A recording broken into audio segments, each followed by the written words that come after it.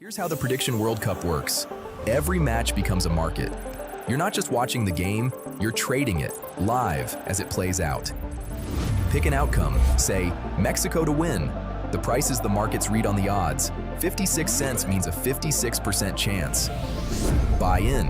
If Mexico wins, every contract pays out $1. If they don't, it settles at $0, and you don't have to wait for full time. As the match swings, the price moves with it. A goal drops, your position jumps. So sell early to lock in profit, or hold to the whistle. You start with $2,000 in virtual capital. None of it real, none of it at risk. Run low in the first week, reset once, free. Every trade climbs the leaderboard.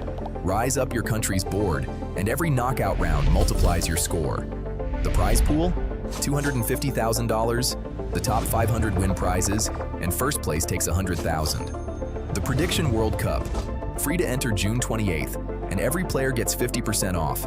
Tap the link to play.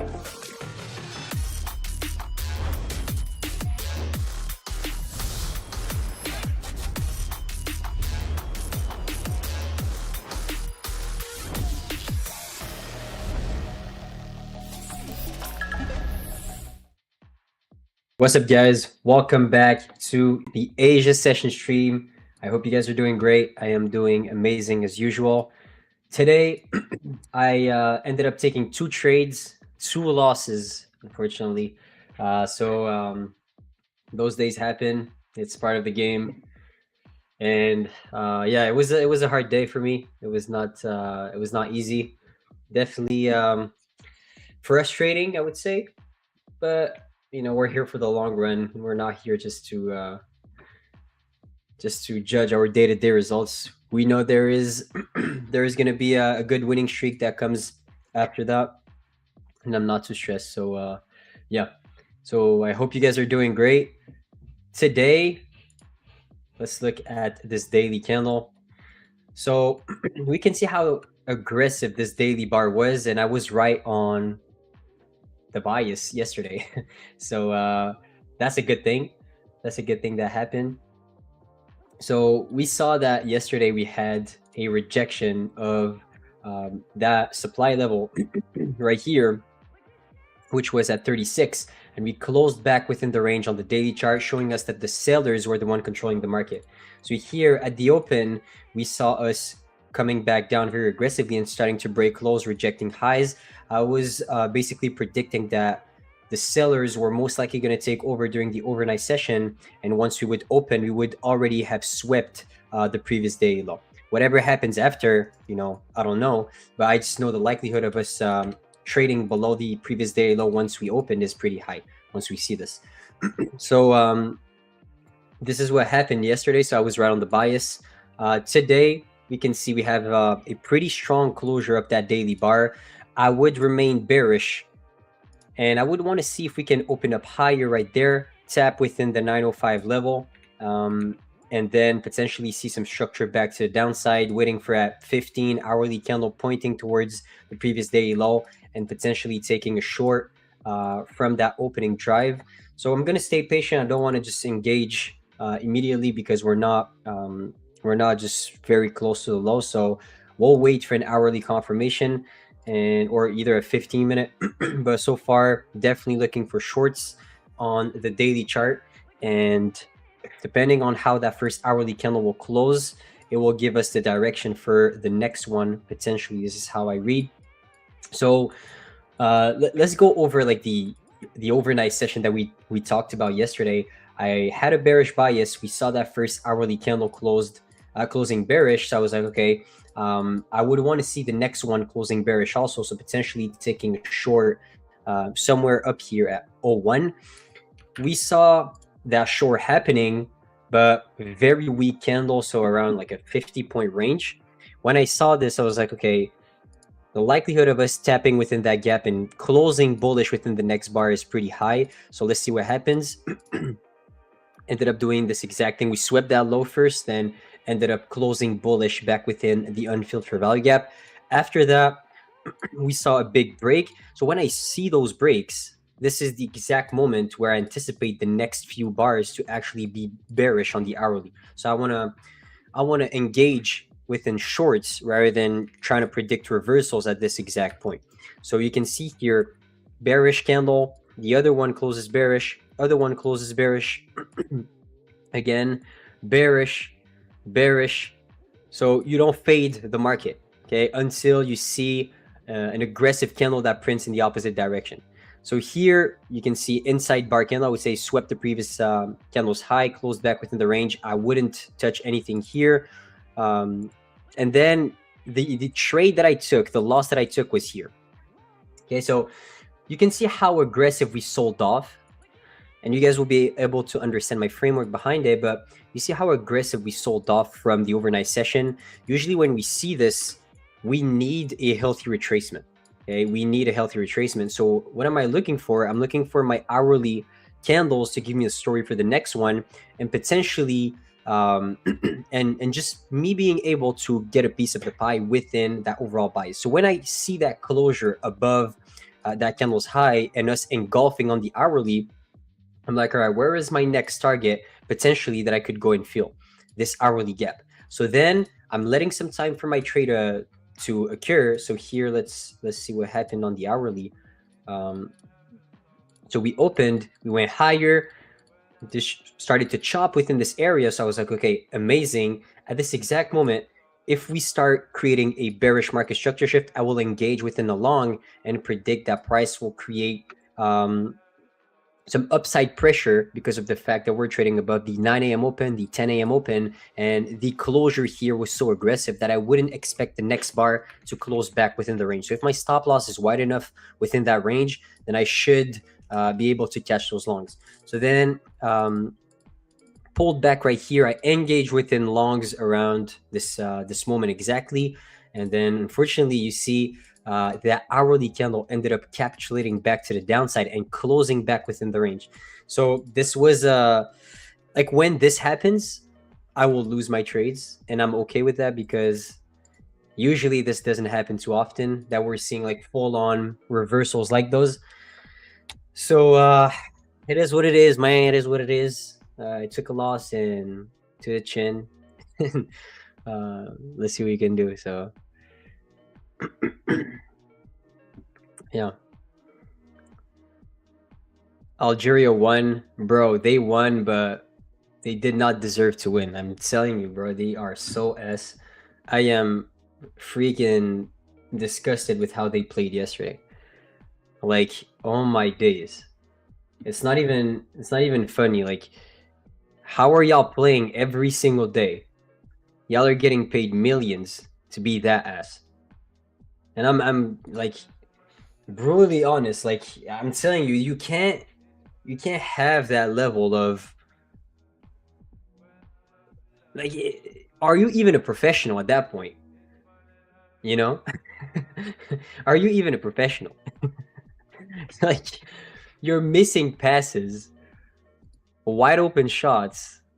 I was like, man, I was disgusted. And it was like 1 a.m. tired and looking at my team being so bad. It's all right though. I don't think we're gonna go far with the team that we have. I am usually very optimistic, but I'm someone who's also not delusional. So I'm seeing the team right now, and I see who's our competition, and competition like Argentina, France, England, Germany, Brazil, Morocco. There is zero chance of us being able to beat those teams. Literally zero. So we'll see what ends up happening, but I mean, I'm there to say my team is S. They are. Believe? I won't, man. I won't. They actually need to show me a reason why I should believe. Because right now they're not. They're actually not.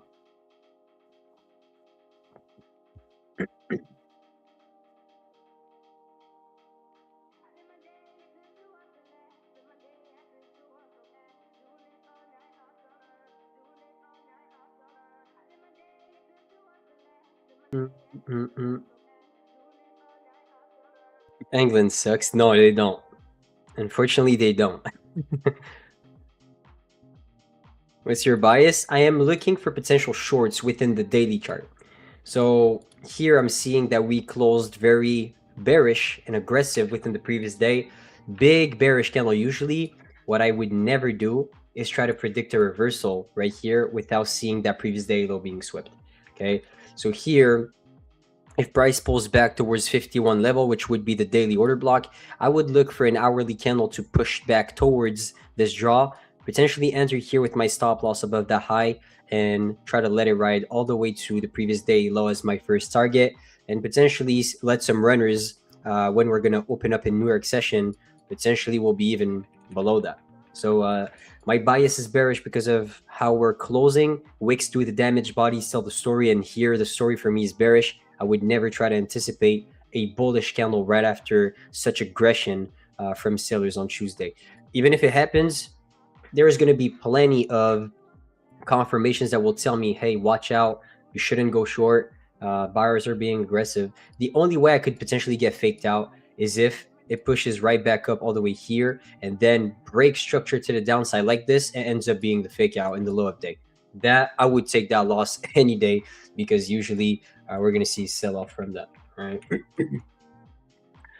I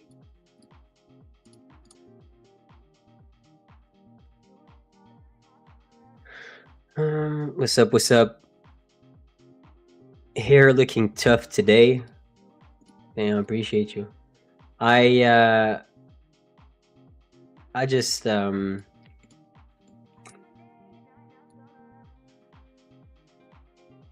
went to the barber. No, I'm joking.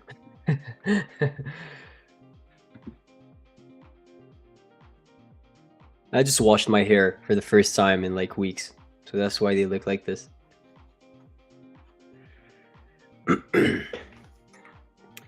Brazil will win the World Cup? Never. No chance. Bro, can you give me some advice as in scaling more accounts? Yeah, I'll give you some advice on scaling accounts. That's a good subject, I think, especially for props. To scale accounts, I would say I've seen way too many people just trying to scale too quick after receiving one payout, two payouts. When in reality, you need a little bit more consistency in order to get to the next level. So what I would do is, first of all, I always lean more towards certainty than making a big amount of money. So I would rather spread my risk between two sets of accounts than, copy trading multiple accounts.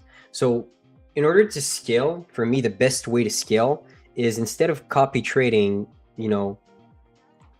all 5 accounts together, the best thing you can do, in my opinion, is spreading your risk between two sets. So like 2 accounts, 3 accounts, or 2 accounts, 2 accounts, and then taking one trade a day with that low risk to reward and high risk. And then once you have a lot of confidence within your strategy and you can do even more and more, then add to that number.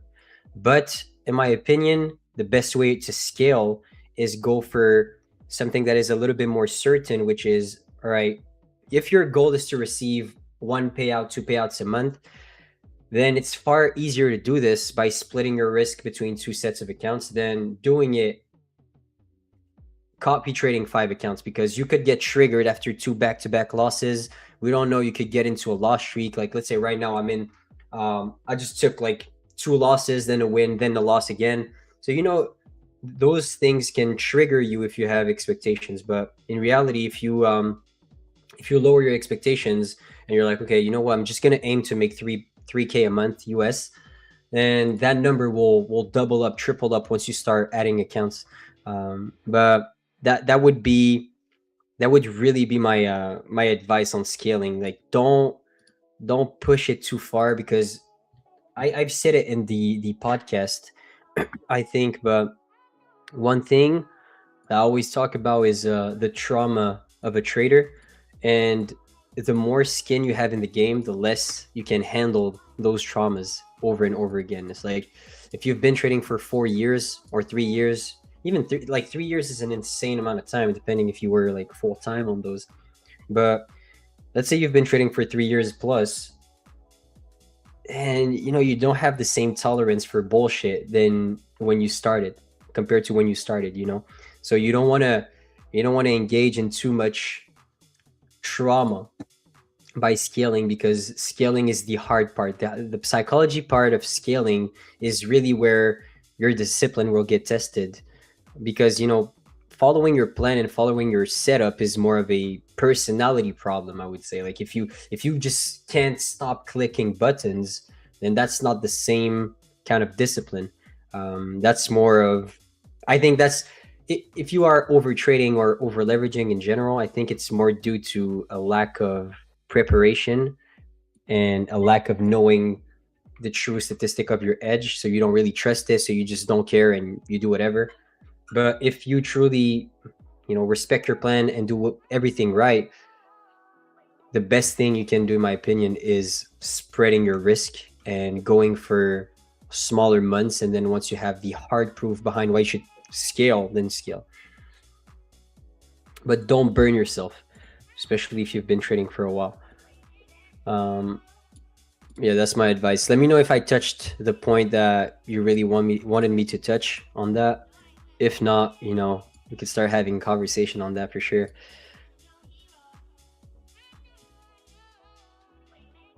USA are doing so good actually in the World Cup right now.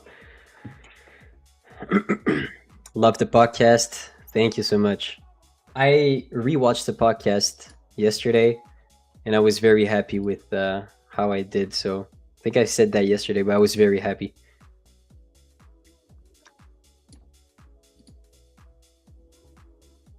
Amos, previous 4-hour candle and 2-hour candle are looking bullish though. What's your thoughts? So if I go on the 4-hour, I saw it before opening the chart, right at the close of that daily. It is looking extremely bullish. Extremely bullish. But one thing I know is the bigger the time frame, the more the better, the more important the candlestick pattern becomes. So here, if I take a look at this daily, the daily is telling me the story that we're bearish. Of course, the 4-hour is telling me the opposite, and is telling me that we're most likely going to create a bullish print within the next 4-hour.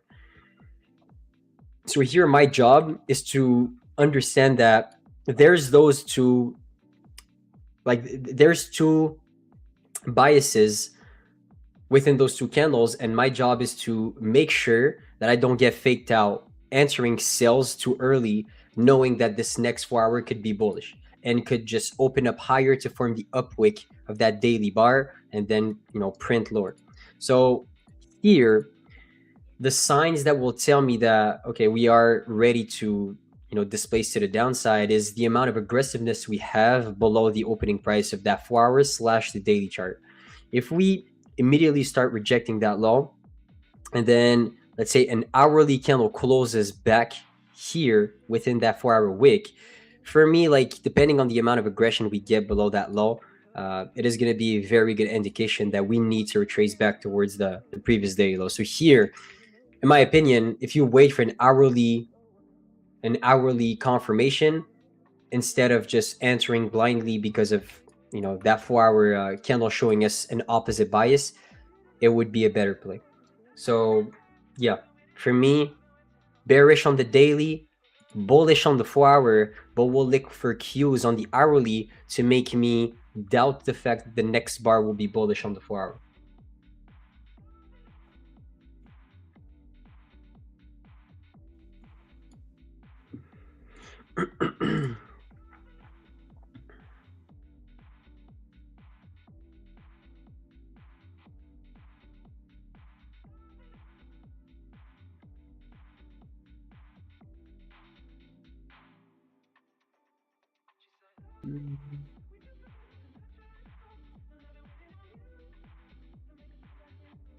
Can we see you analyze gold even though you don't trade it?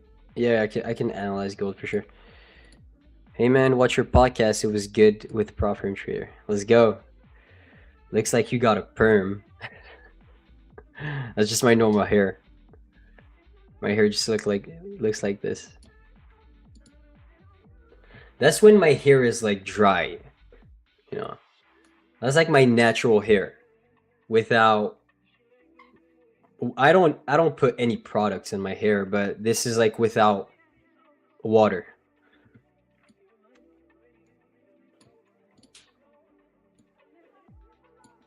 You probably did not want to tell us that.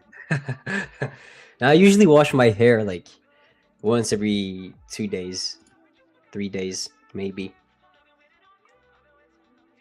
I'm on my 8th payout. This is why I asked.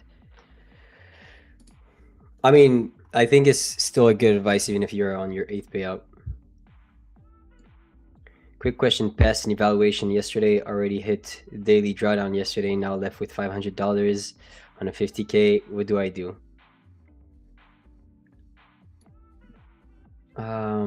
Take your time.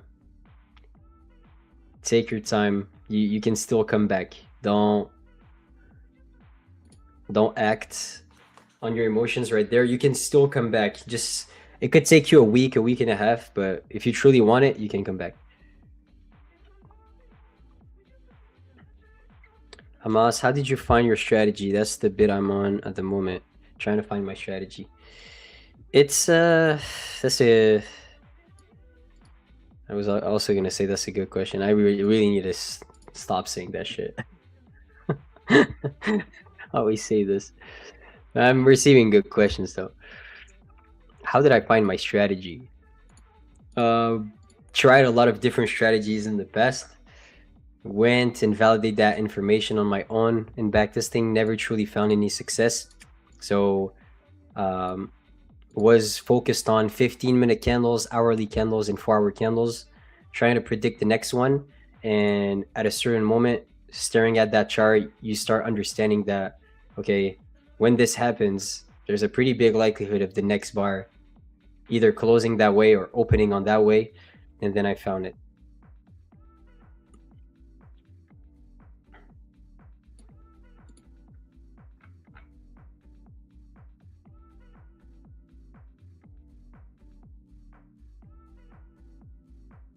What are your thoughts on copy trading and how many accounts to copy trade? It's really depending on how much money that you are willing to invest within those firms in general, and what's your skill level. Also, I don't think it's necessary to trade 5 accounts if you never receive the payout. But if you are more advanced, I think copy trading between 2 to 3 accounts together is a very good thing until you get a lot of skin in the game and you can copy trade 5. But I think it's a good thing. Once you have the skill, copy trading is undeniably the best thing to do. Great advice, bro. I journaled that every day. Discipline is doing what you're supposed to do the same way every time you do it. Great advice. Appreciate you, brother.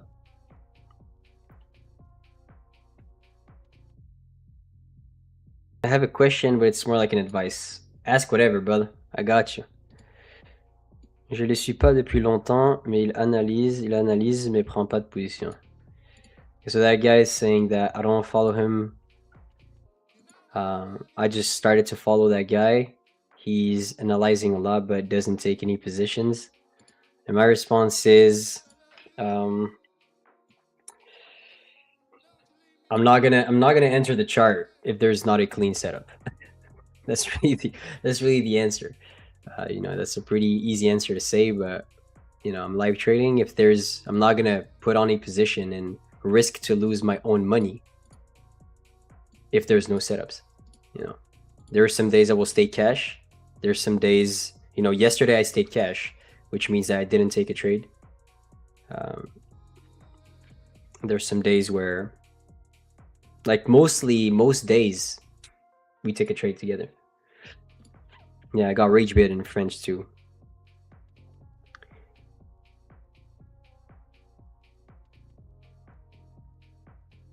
I thought you was Mexican, bro. Stop that shit, bro. Not with that Mexican debate again, bro.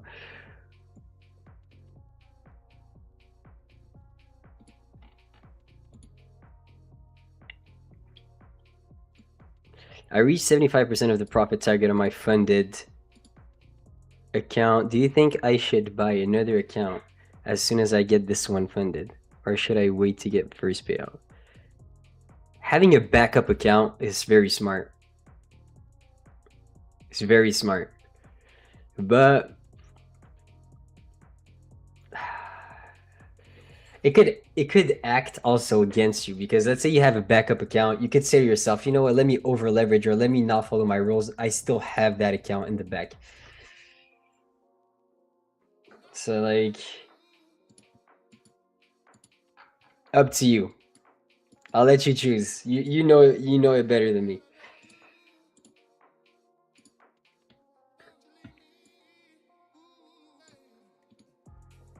Bro, the Canada game is tomorrow at noon. It's all right. We're just gonna open it up while we're streaming. Do you use Soul Glow? What does that mean?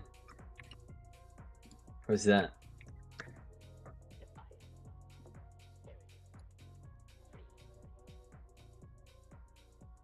That's a product? I don't use any hair product at all.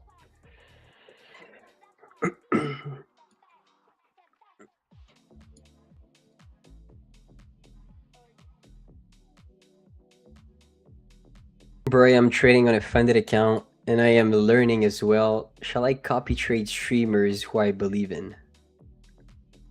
No. Don't do that. Don't do that. It's better for you to build your own framework. If you don't understand why a streamer entered in his position, then why are you copy trading it?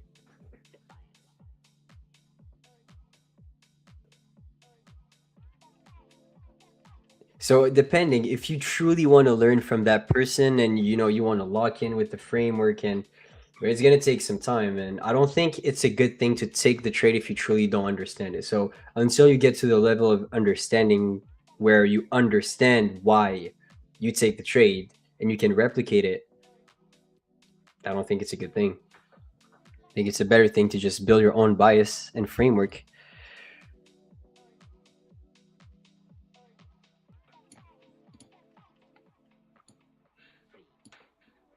I might have to start a drinking game. This is a drinking game.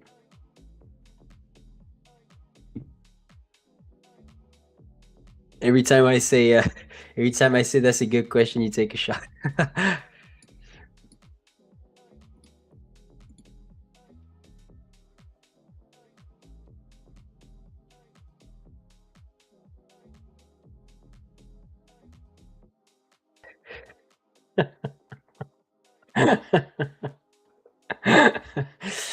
Oh shit. Some funny comments.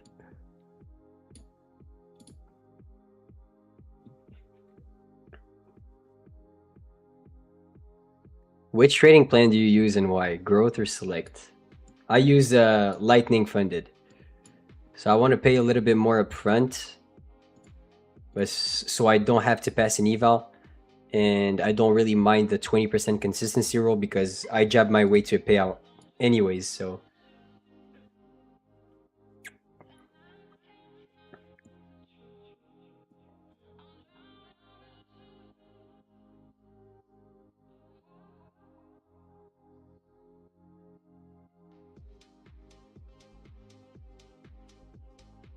Fifth day today for select, flex, any advice?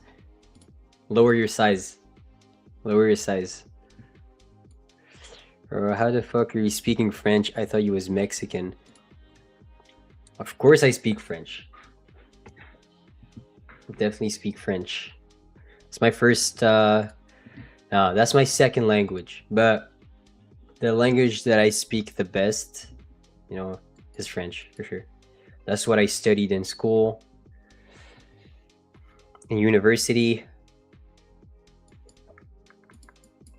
Our French is slightly different than the French from France, but I don't have an accent in French. You guys tell me, do I have an accent in English? If I do have one, I'll work on it. Still have some time. How many accounts do you trade? 5. Yeah, shorts look kind of clean right now. I just need to see if we are going to put in... Are we going to respect that previous bar and the buyers within it and find a wall and then push right back above the opening price of that current candle, which is going to fake out all the sellers within that first shift? Or are we actually truly going to respect this bar and go down aggressively, and all of the buyers here will get squeezed, so we could potentially short back down?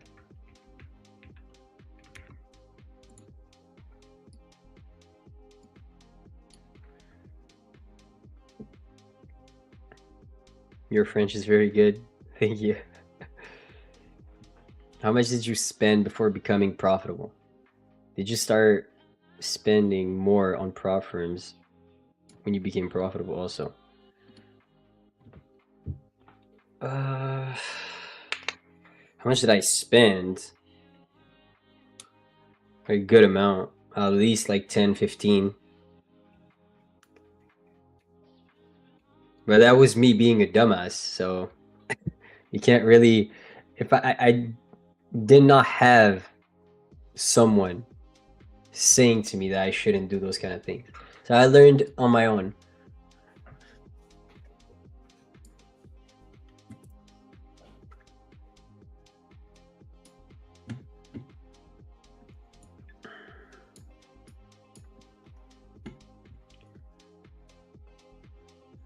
So we're still seeing that displacement below the 6 a.m. open. Looking to see if that can hold and maybe do the same exact thing as yesterday.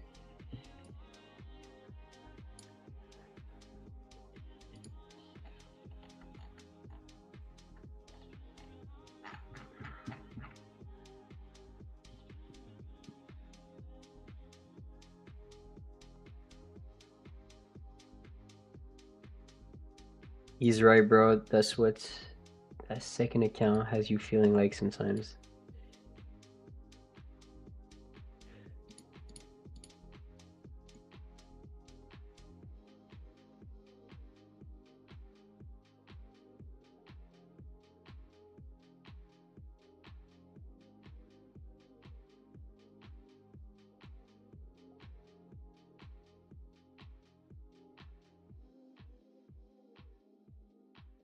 I don't copy trade my mentor, but I just make sure my levels match with his, since we trade similar. That's a very good thing.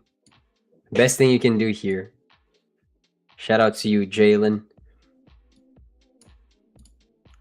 What's up, Amos? Long time no see. What's up, Mints? Do you want to know the brand of my shirt? It's Nike. All right. Every time you ask me, what's the brand of this? What's your car? What's this? What's that?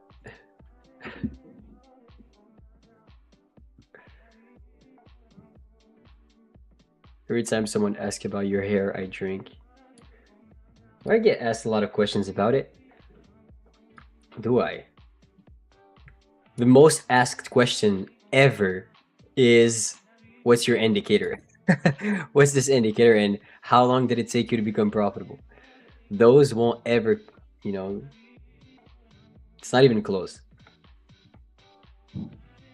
You're missing the short. No, I'm not. There's a big likelihood of this actually flipping back to the upside. We'll see. There is still 28 minutes left for that hourly candle to close. So I don't want to rush anything. This candle could literally flip back bullish and give me a long for a deeper pullback within the range.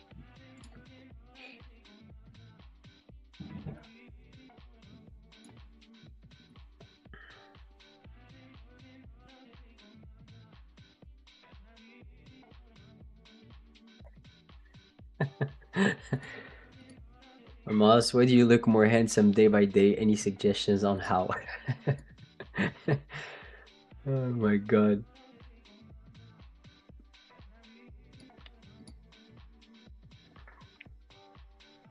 I noticed that you say candles with an accent. How do you guys say it? Candles. Yo, Tony, do I say candles with an accent? Or are you joking? No? Okay. Yeah. Verified, Tony said I had no accent. Jalen, stop trolling. Yes, you do. I have the same accent. Denis Dagenet, yeah. That guy's definitely from Quebec. Just by looking at your name, bro. This shit. That's definitely either someone from Quebec or from France. Holy shit. I would guess that's from Quebec, bro. That is so... That is... Oh my god.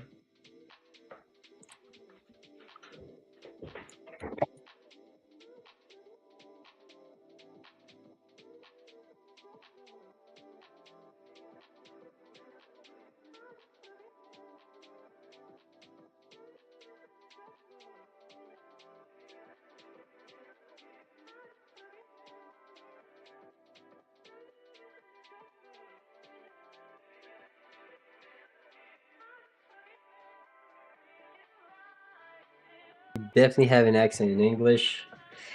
Okay, I'll take it. I'll take it. I'm French and you sound like a Native American.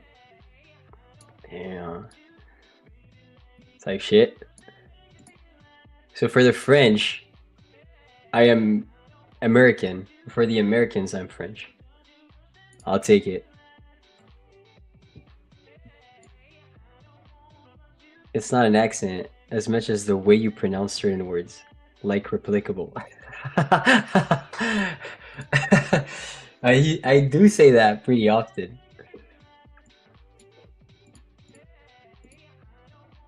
Amos, I need some quick advice. What's the best way to lose some money?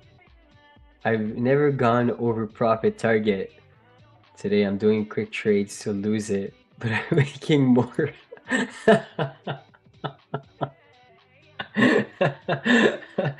Yo, I have never been asked this question ever. Damn. Mr. Tick-tastic. Yo, I mean, the best way to lose money.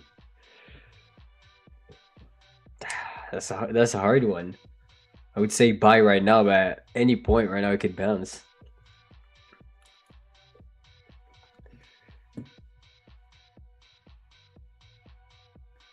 I don't know what you can do. Can you pump the market for us? My bias is bearish, so.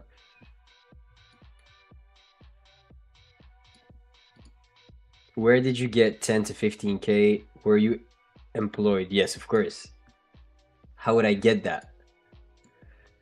I think I saved up like I was 17 or 18. I had saved up like 15 or 20K and never saw that money ever again once I started trading. I don't think I saw that money. It literally disappeared.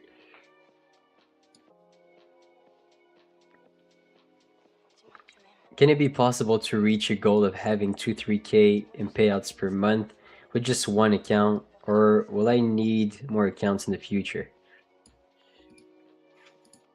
Realistically, I always speak realistically, and I won't lie, it will be very hard for you to make 3K consistently with only one account. An easier way to do it would be with 4. If you have 4 and you split it 2-2, the likelihood of you not being able to reach that 3K profit target, if you trade 2 different strategies and you truly have good risk management and good psychology, it will be very hard for you to not be able to do that if you know what you're doing.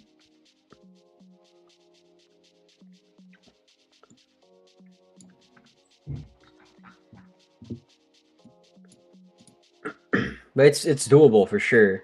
It's just you're asking for such a big return on the market, and sometimes this return is not even possible. It's like, let's put this into account. Let's put this into like maths. Okay, let's say you wanna make 3K per month, and you're using like a 50K growth, which I would guess that's what you're doing, or like a select. Then let's say your drawdown is 2,000, and your profit target is 3,000. You being able to request 2 payouts per month is you making 3K, then 1.5. So 4.5 with a 2K drawdown. Without you over risking, there is an amount of time required for you to reach that profit target, you know? So if you're not copy trading, then the only way to reach that goal is by over risking. And I would guess that if you only want to make that with one account, then you probably don't have enough, or like you don't want to invest that much money into the game. So realistically, with one account, you would have to be over risked and be in an insane winning streak without losing to like request 3K back to back without blowing it,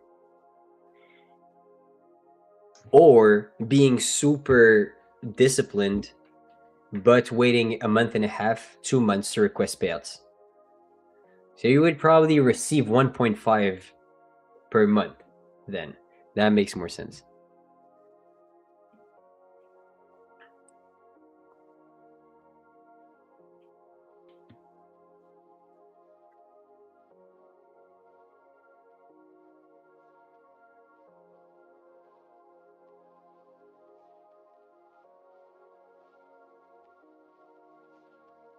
I copy traded 20 accounts, was $300 away from passing, gave it all back during the New York session. Worst feeling ever. Yeah, that's a tough one, bro. Been there, done that.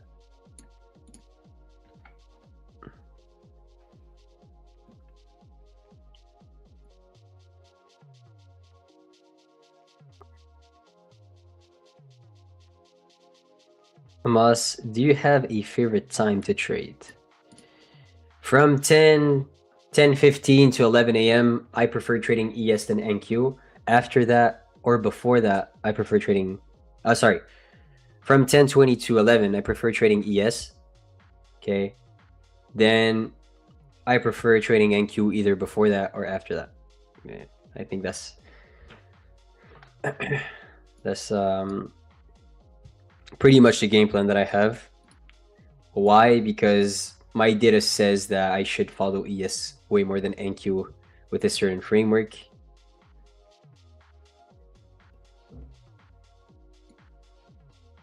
Amos, shave your beard at 100K IG followers. Might do it before that. I might do it to just scare you guys on stream. Hey bro, can you actually call out vocally the entry point? I'm looking at the chart and listening to you on 2 different devices.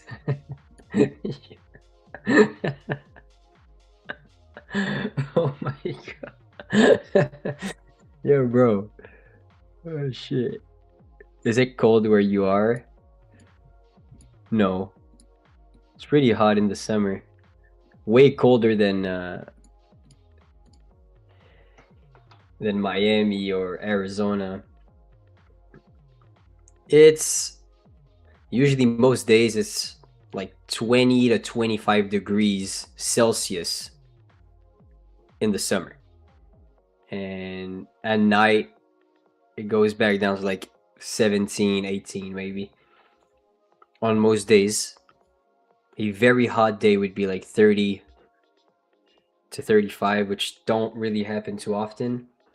Say we get above 25 degrees Celsius sometimes, like on a sunny day during the summer. So we are respecting price. Below that open, sellers are the one controlling it. I want to predict. There's still 19 minutes left for that hourly bar to close. So let's wait. Let's be patient.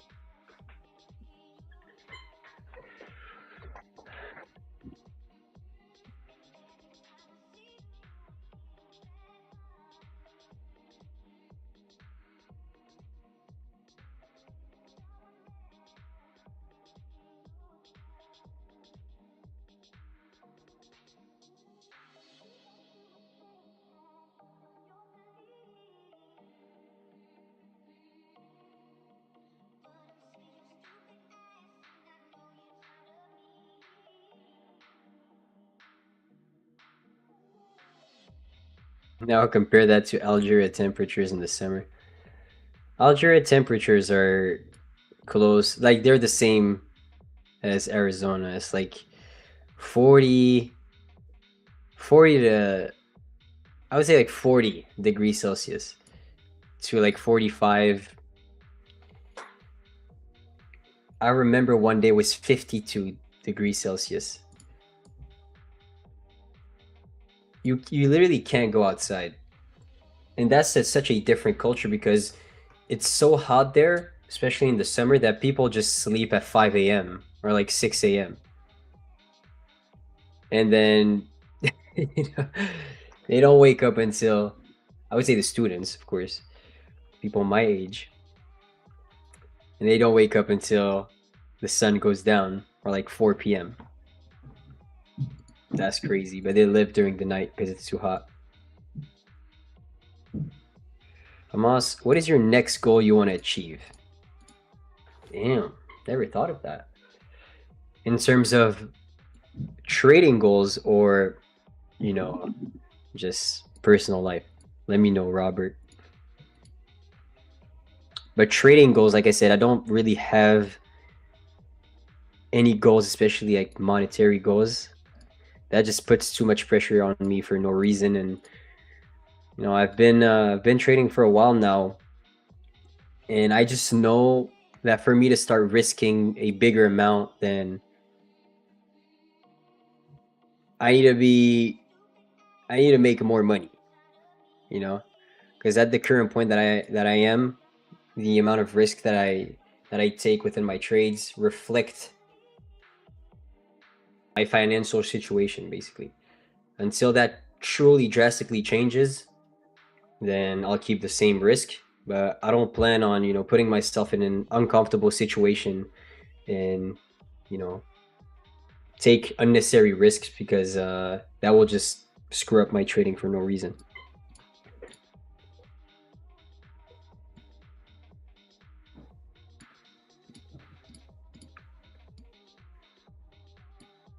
Any Canadian Montreal trader meetup planned? No. Most people don't even know I'm from Canada.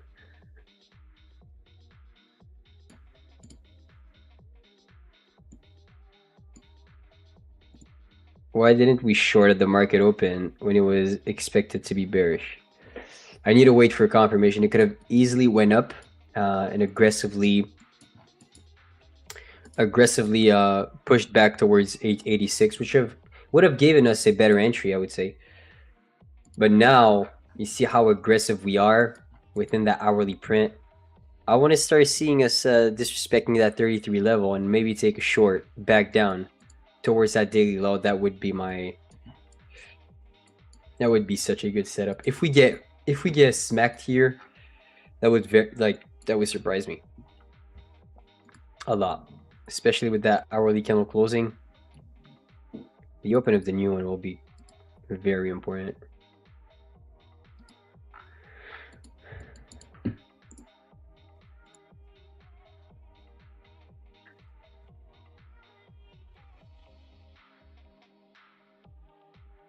Spud had a great day yesterday. Spud is on a heater right now.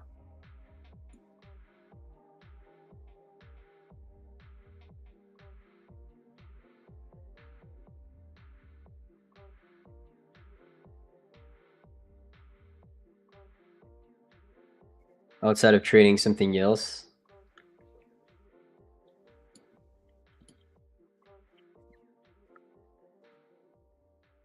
You're making me think. And one thing though is like I'm so caught up just working the whole day and trying to achieve things in terms of um, you know, payouts and in general content in my community and just grow and grow and grow. I would say the rest, I don't really think about my personal life too much, I would say, as corny as it sounds. But I mean, this takes a pretty big part of my day.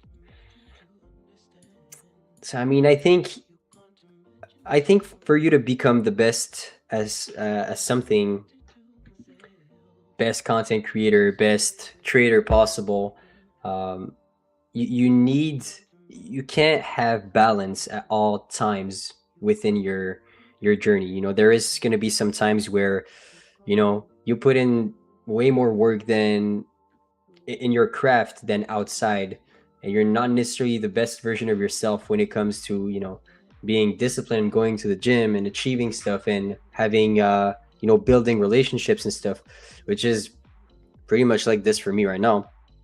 But I know that sacrifice will eventually pay off and will be the right decision. So I would say in terms of goals that I have outside of the chart, I'm so locked in right now with everything that I do. I don't even think about it, man. I don't even think about it. I just flow. I just flow.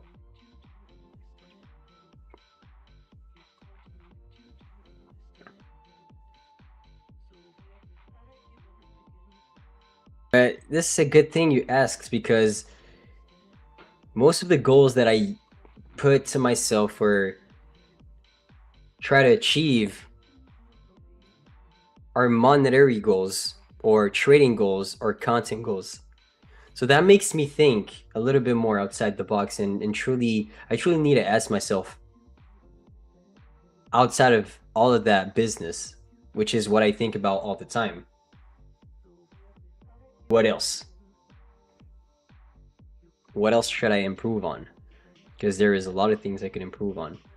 But I need to think about it, and that's a very good thing you asked. So thank you so much.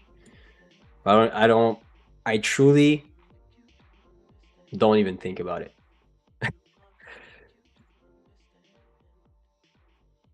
Body health.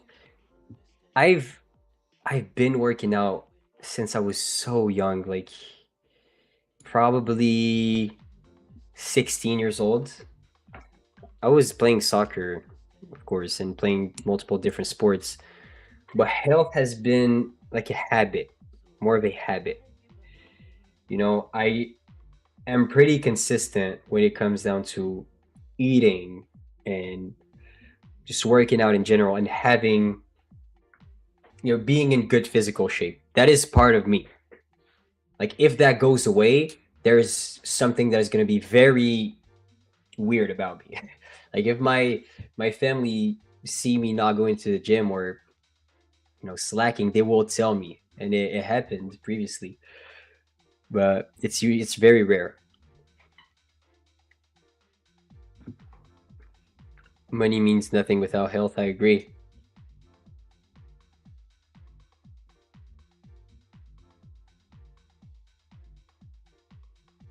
How many hours a day do you spend trading and looking at charts? Um, Actively trading, like making money trading, I would say mostly throughout the New York session. So if I take a trade within, let's say 10 all the way to 1 p.m., I'm out, you know? But there's some days I will look at the chart the whole day until like 2:30. So that is it. And then I basically my schedule is also like streaming with you guys. So, you know, Asia session for 2 hours, 2.5 hours, lunch, the lunch segment. So from 12:30 to 1:30, I also have my own private community. So like I stare at the chart throughout most of the day. And if I'm not staring at the chart, I'm doing trading, something trading related. But yeah.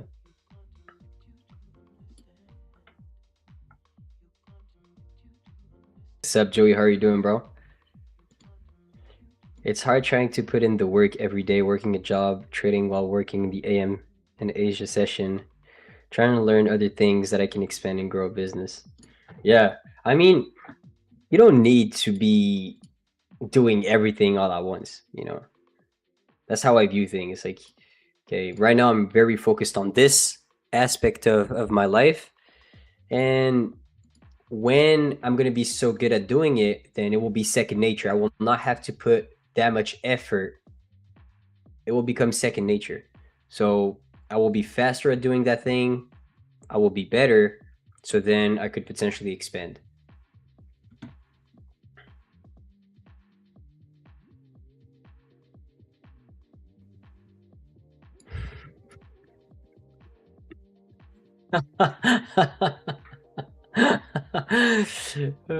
Kryptoneer said, Amos improvement list. Stop saying that's a good question and stop saying I'm not gonna lie. Not gonna lie, bruh.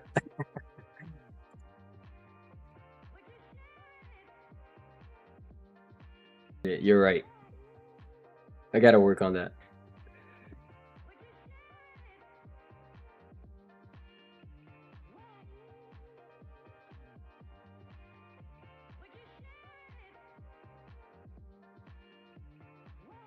Hey, Amos, how often are you boxing? Bro, not enough. Like, not enough. Not enough.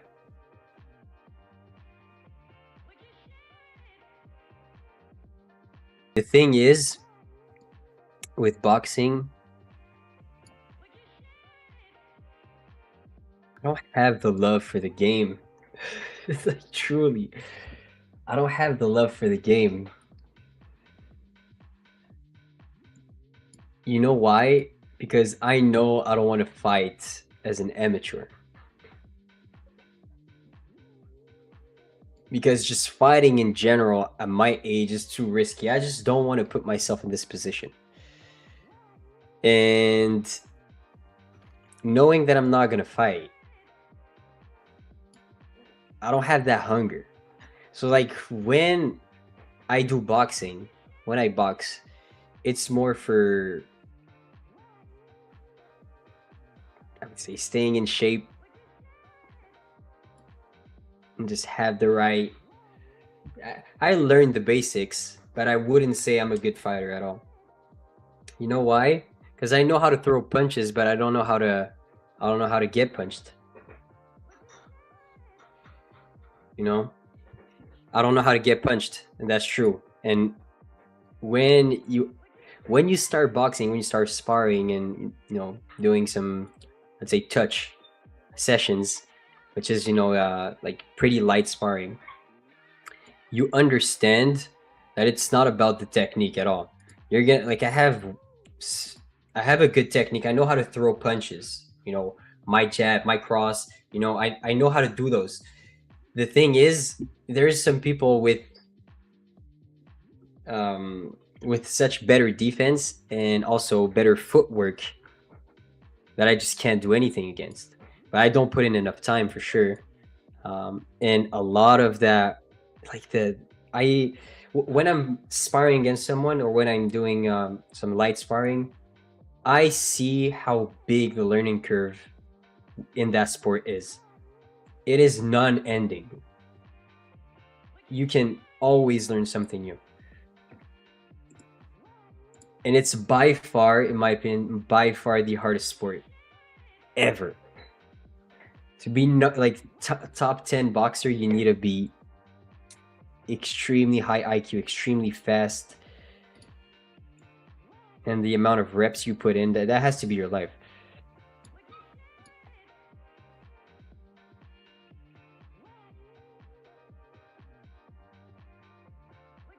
Defense is the hardest part, you're right, and in boxing, you'll pay for your mistakes, 100%. Plus, people carry guns, so it's good to avoid fights. 100% true. you like you learn how to box, but you truly never want to use it. But the thing is, it's like you truly want to use it in the worst possible scenario. It's just having like an insurance. It's like knowing that worst case scenario you could potentially survive, but you don't want to use it. Because imagine you just get into a fight, you throw a punch, the punch lands, the guy, I don't know, hits his head, he dies, and now you're cooked. Just because you wanted to act like a boxer. You know? I don't have any love for the game, that's really it. I mean, that would be the reason why I don't box often.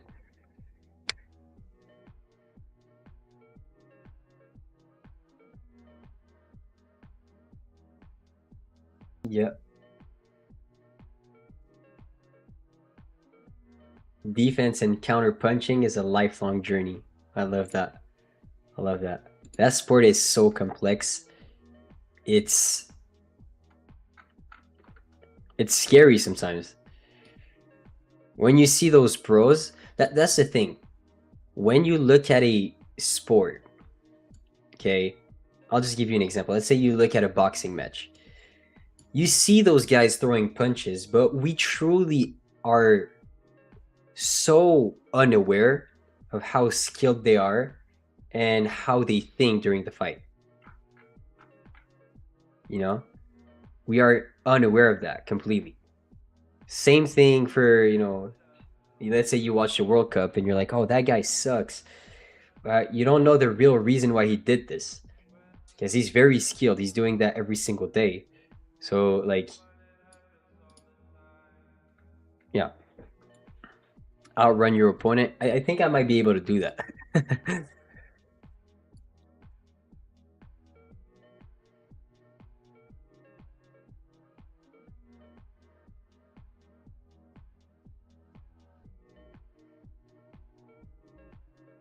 Young enough to achieve those goals. Luckily for you, and you will. All the best to you, brother. Appreciate you, Michael. Thank you so much.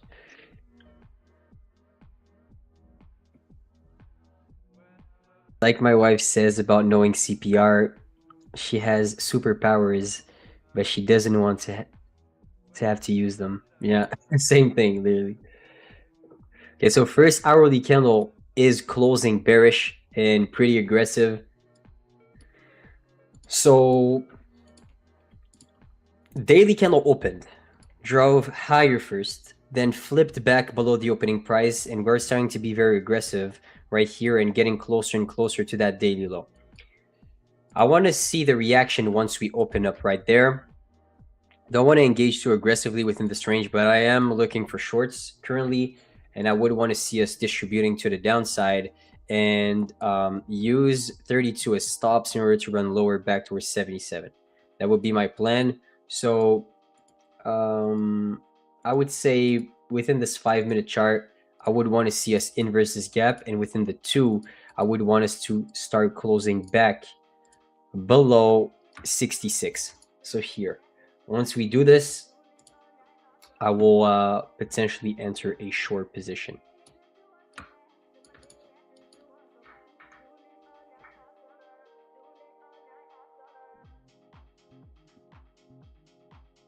If someone punches a moss, I'm punching them twice as hard. Your punch would knock someone out for like five business days, literally.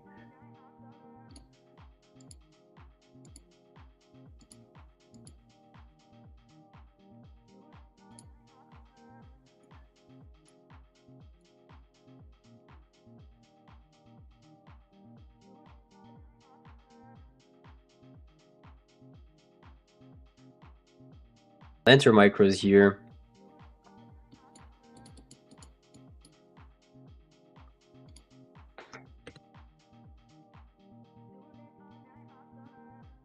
Oh shit, let me see.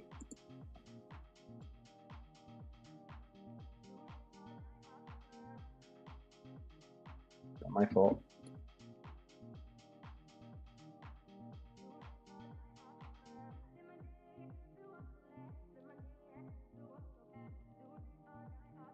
Looking to see how we're gonna close here.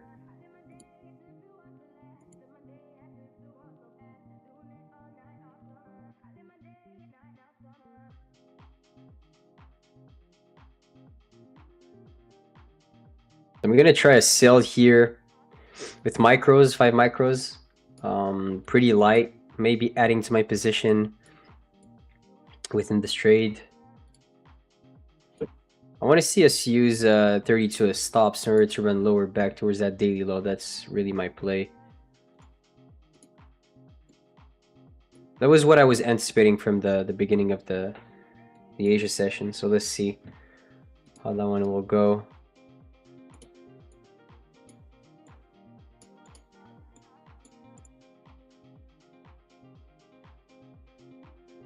There is an unfilled 15 above us. Same kind of scenario as yesterday. If I don't enter now, I might just miss it. So I'd rather just enter lighter and take the risk.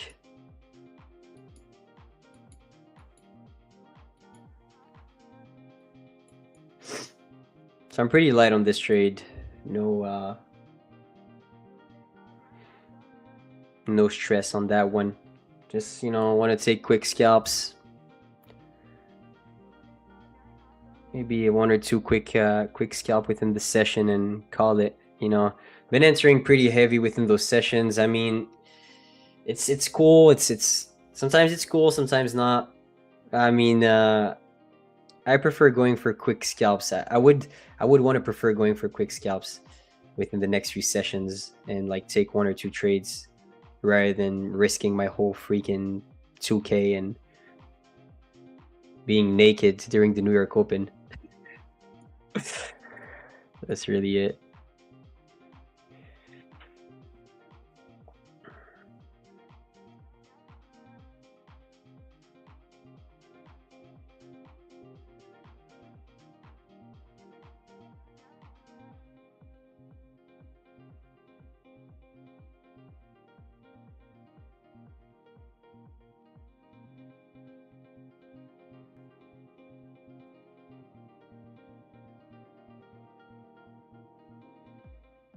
Okay, so I trimmed 2 here, just, you know, just to tell that I won the trade. Now I'm back break even, and let's see if we can use the slowest stops in order to run lower. So pretty good scalp so far, already break even. Really truly wanted to see that exact scenario happening. Could have entered minis, but I knew that we had an unfilled gap right above us. Let's see if we can just ride that thing all the way down towards 71. Even take 1 more right there, just on the way. Okay, another TP hit right there. Let's see how much we can flush here, chat. Let's see how much we can flush. This is exactly what I wanted to see from that bar. Come on. Come on, chat. This is very good. This is amazing for us. I will trim 1 more here and let another runner actually right below this low.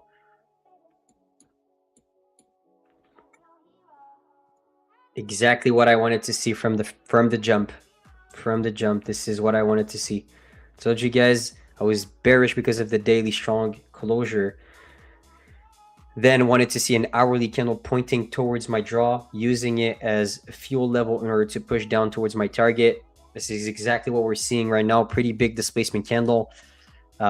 Would want to see the TP get smashed within the next few bars, but multiple TPs being hit here. Took 1 there, 2 here, so already so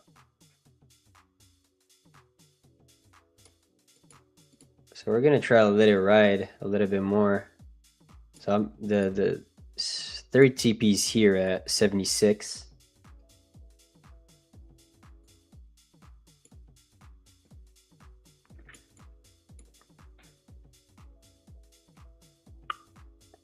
I don't know if he ES took that low or not.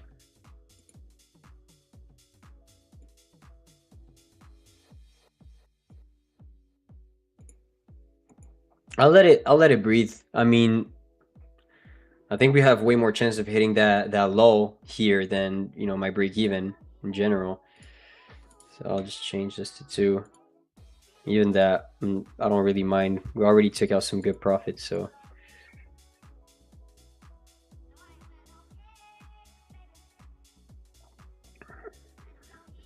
So it's already confirmed, chat. We're 10-1. 10-1 currently within the Asia stream. So happy with that. Let's go. Let's go, chat. Absolutely cooking.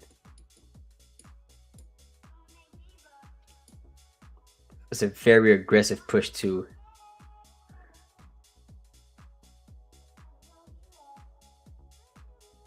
I don't want to let too much money on the table. I actually put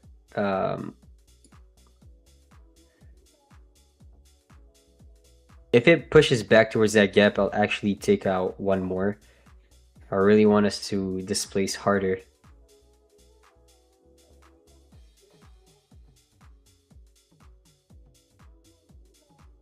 The buy limit will actually just trigger me immediately. I'm dumb. I need to put a stop.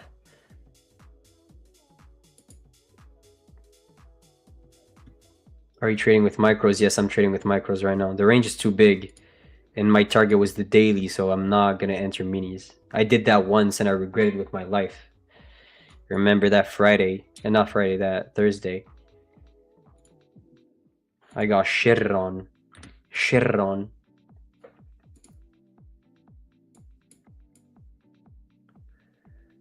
So I have another order right there for stop, meaning that I am in 2 contracts. If it pushes all the way back here to 604, I will only be in 1 micro anymore.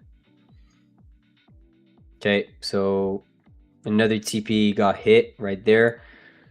Doesn't I don't want to see like a deep pullback here very close to the low. Let's take a look at ES.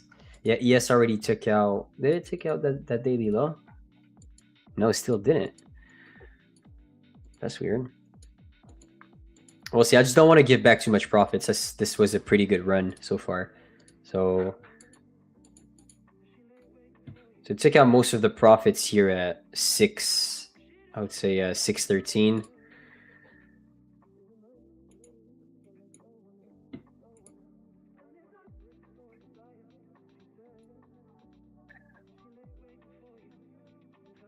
That Thursday I blew my account. It's alright. It's alright. We're 10-1. Don't remember only the bad days. You can't only remember the bad days. We're gonna have bad days. And it's gonna happen. Don't worry about it. It is 100,000% gonna happen again. And today, even during the New York session, I had a bad day. Had a bad day during the New York session.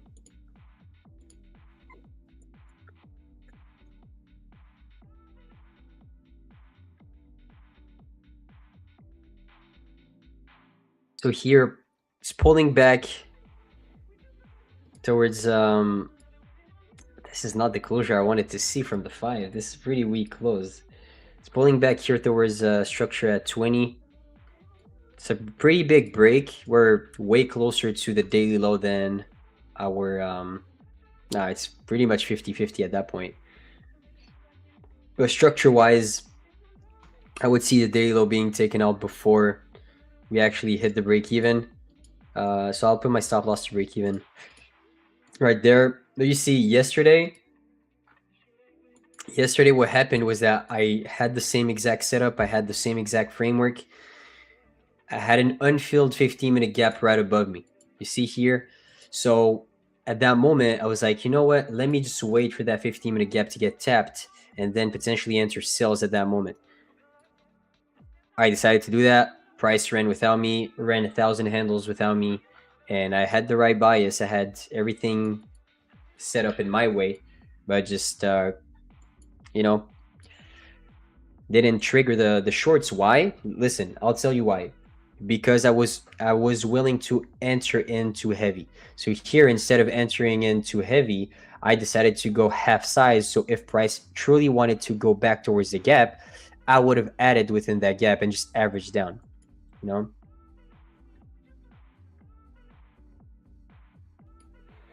But it's very, it's for me, it's insane that we're not sweeping this low, because this is the full-on reason why I took it in the first place. I might just go for a deeper retracement. That's crazy. Wow. That's a huge capitulation play from the sellers here. They're getting squeezed. Bro, say your stop. My stop loss is set. You guys spamming. If you type another word, you're cooked.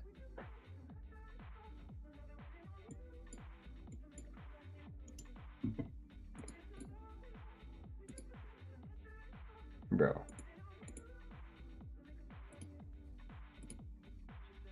Fuck out of here, boy.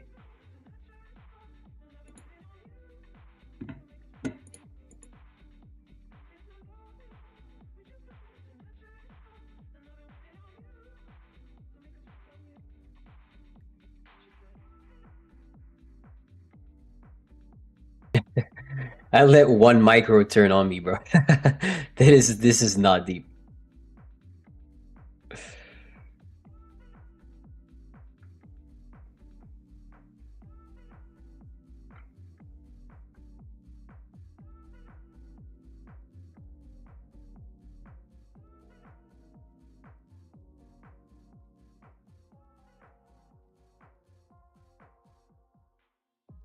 Yeah, I already took out 4. Let me show you. So I took out 2 here. This was TP1. I'll mark it out so people are not confused. The hell happened?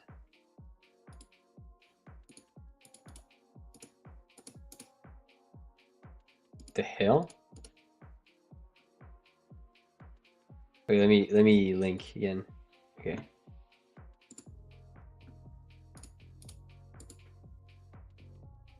All right. So I entered shorts. Bro, this is a crazy pullback right there. So I entered shorts, got out for most of my contracts right here. So 2 at this TP here. So this was TP1. This was TP2.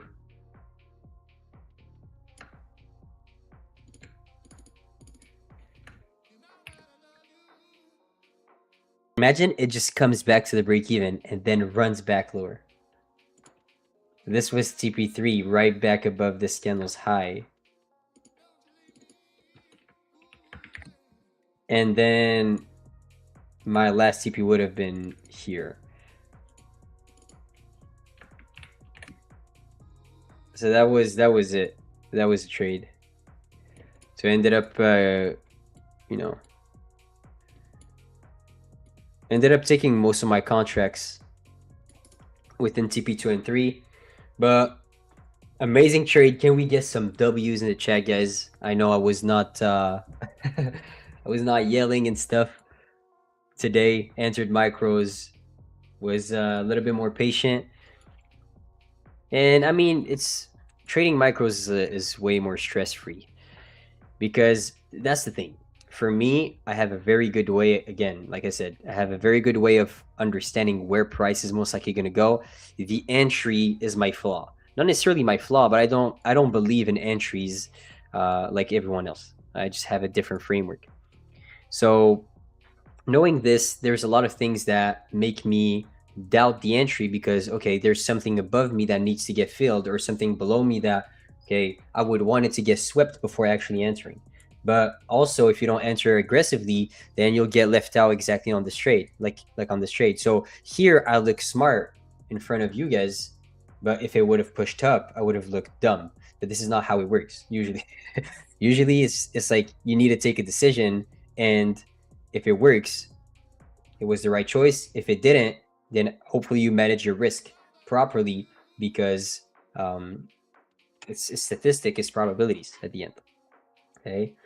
So W's in the chat. Beautiful trade. We were patient. Our bias was looking for shorts because of how that previous daily candle closed. Very strong, very aggressive. We're not looking to reverse that until the previous day low is being swept. there we had an hourly candle reacting to the hourly fair value gap, and all those blocks of orders right here. We closed back within the range bearish, waited for a sweep of liquidity back into a gap. Nice inverse here, entered shorts, and rode it all the way back down. Really wanted to see that day low being swept, but we didn't see that. We might see that within the next few minutes. But yeah, that was pretty much the play. Beautiful play. GG's in the chat. Let's go. So 10-1. 10-1 currently within the Asia session. Let's go. Let's go, chat.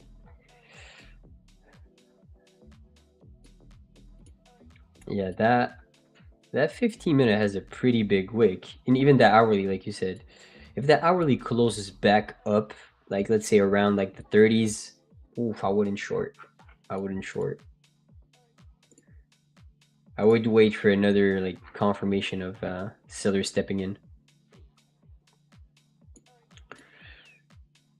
Amos, I can take a payout of 400 times 5 on 25K accounts before the buffer. Should I? I don't know. I don't know. If $2,000 is gonna change your life, yes, you should. If not, then you shouldn't. Amos, is tomorrow's New York session gonna be bearish? I don't know. One thing I say is that I would never try to long before that daily low gets swept.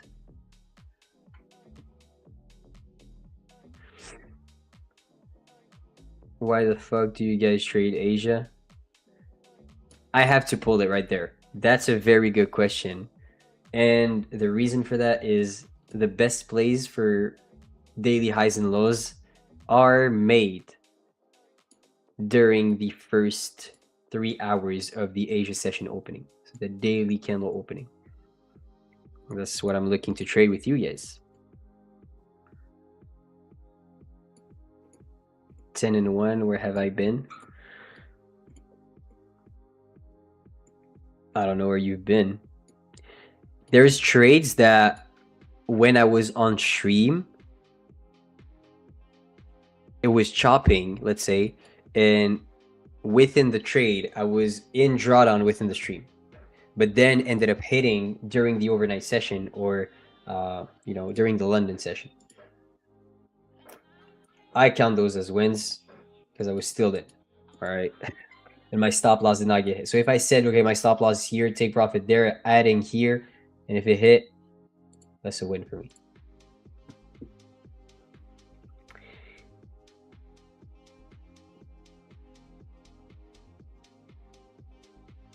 The weekly alone has me thinking we still got a lot more downside. Let me see the weekly.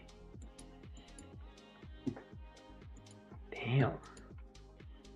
That's huge. Bro, how do we open up so aggressively to the downside?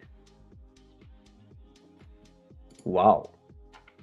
That weekly candle just got squeezed so bad. Is the monthly closing in 6 days? If the monthly closes that way, I'm seeing shorts all the way to like 40s, 28.40 for sure.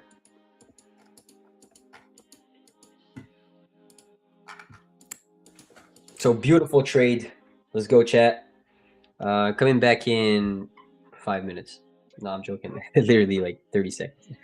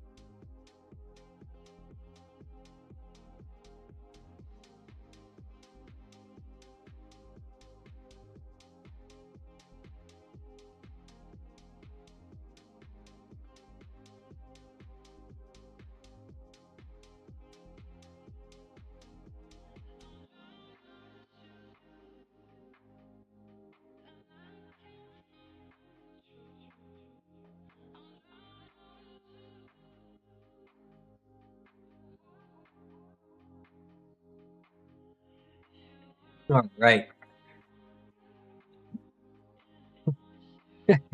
Weed break. Weed break. No, bro.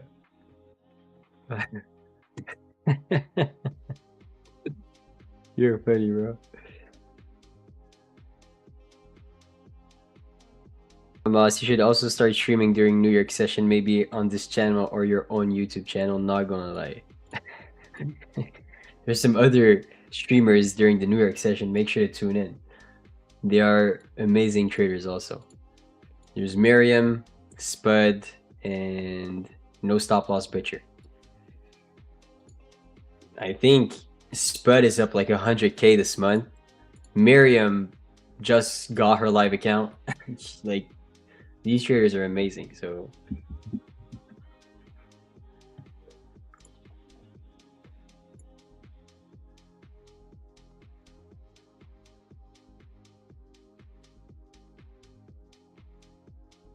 I trade Asia for home advantage. Amos trades Asia for home disadvantage.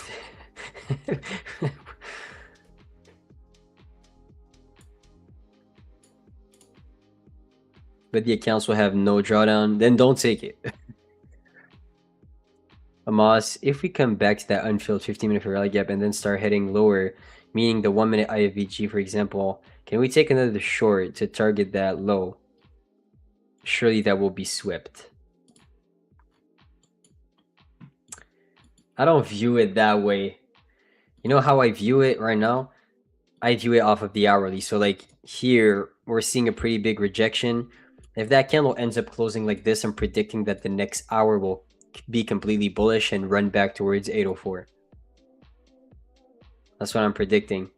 So depending on the close, if we can regain, let's say we tap the gap, I would look at the fluctuation of that candle currently. If we tap the gap right now, and then we start heading back down, and we started trading below 30 again, then I think it's a good short. Because that hourly is going to close bearish, and it's going to be like, it's going to show us displacement below the open. Here, currently, the buyers are in control. If that candle was going to close like this within the next minutes, I would long with my life. It's how I view things. I don't view things as there is a level, I see a reaction from that level, and then I take the trade with my stop loss there and I take profit. It's too subjective. This level will sometimes chop for 5 minutes before actually moving, and it's, you know, those levels get respected in some market conditions, some levels get disrespected, and you can't, for me, I never truly found any success trading off of bounces of levels or support and resistance. It's too subjective. Sometimes it gets slammed, sometimes, you know, they give you a reaction and then you miss out on the entry. I just don't trade that way. For me, I'm like, okay, what did my candle do previously, and what's the next move? If I have it right, if I know 60% of the time or 65% of the time where it will go, I'm in business.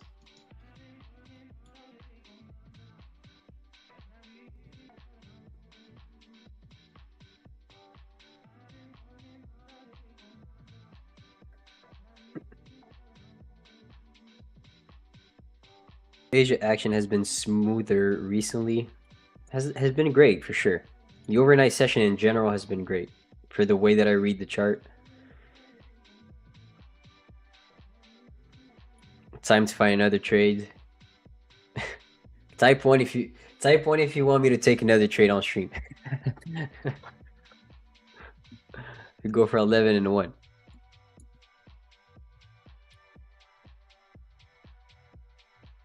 Okay, so first like gold chat for the winning trade. You know, we won the trade today. We're 523 people on stream. Let's do 250 likes for the first giveaway. All right, 250 likes, then 360. So 250, 360. Let's do that. Come on, we can do it. We just took that banger trade. Come on.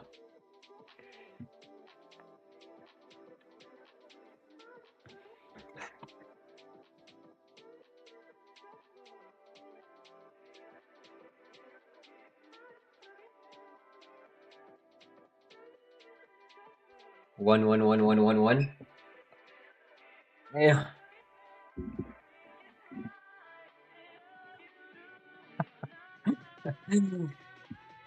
Shit. Let's see if I can take another one. I would still have to wait to get more direction from that fluctuation here. I can't read anything right now. If I buy, it would be a prediction. If I sell, it would be a prediction also. I am not reacting to whatever the market is telling me. I need to see how the higher time frame is closing for me to frame a trade. We hungry? You guys are starving. Take the trade that you see as the best trade. You guys just want me to take trades at that point. Nah, I'm joking. But if I see something very clean at like 8 p.m., I might take it.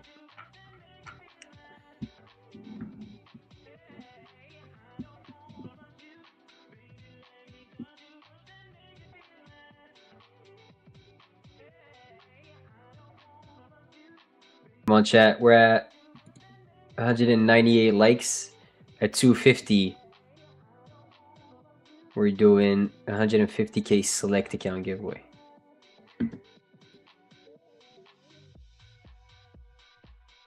Just do like spread and have chat gamble your position. Does he do that for real? That guy, bro. Bro, that guy is just so funny.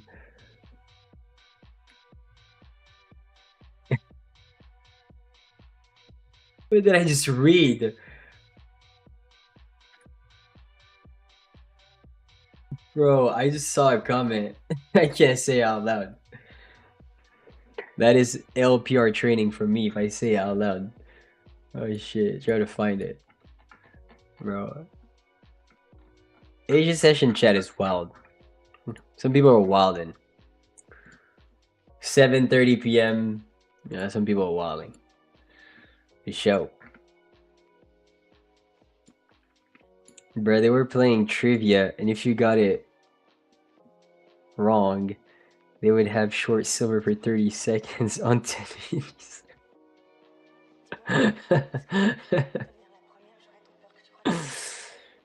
Shit.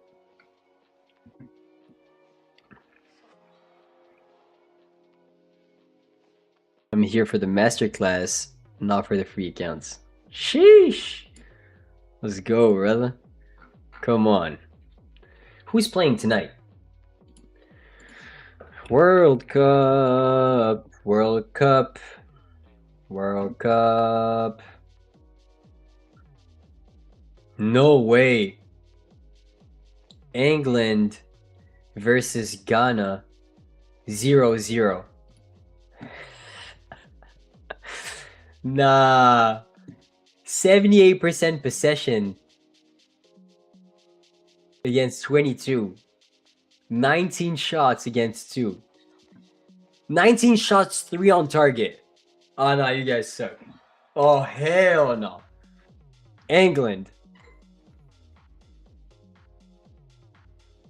Oh, I think they're still gonna go through though. Oh, Croatia's playing bro, they might. Nah, they will go through. Oh my god, no. It can be very. Well, there's some chances of them not actually going. Oh no, no. They're playing against Panama the next game. Yeah, they're winning this. Nah. I'm dumb. They're 100% winning against Panama.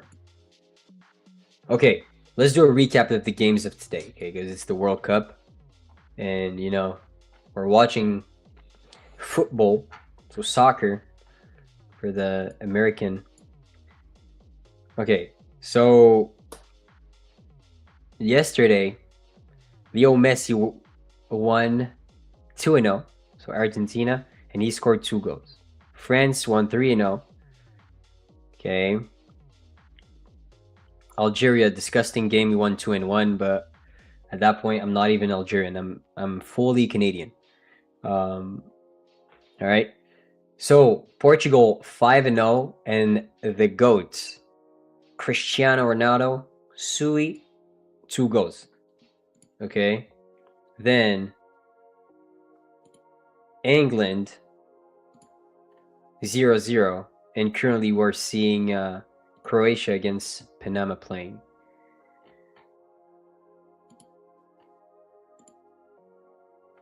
Bro, I don't know how those big teams are not winning by 50, you know? Like, I'm pretty sure there's some people there that don't even play soccer full time.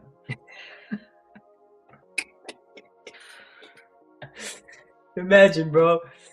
Imagine someone in a team, he's like right back, he's playing right back, and he goes to work, then plays the World Cup at night. That's what I'm seeing when I see like teams that I don't even know the country existed.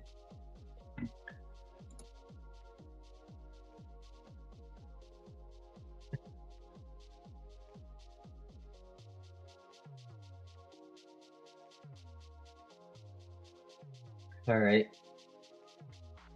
All right, all right, all right. Let me see the chat here. Yeah, France. France is winning this. France or Argentina again.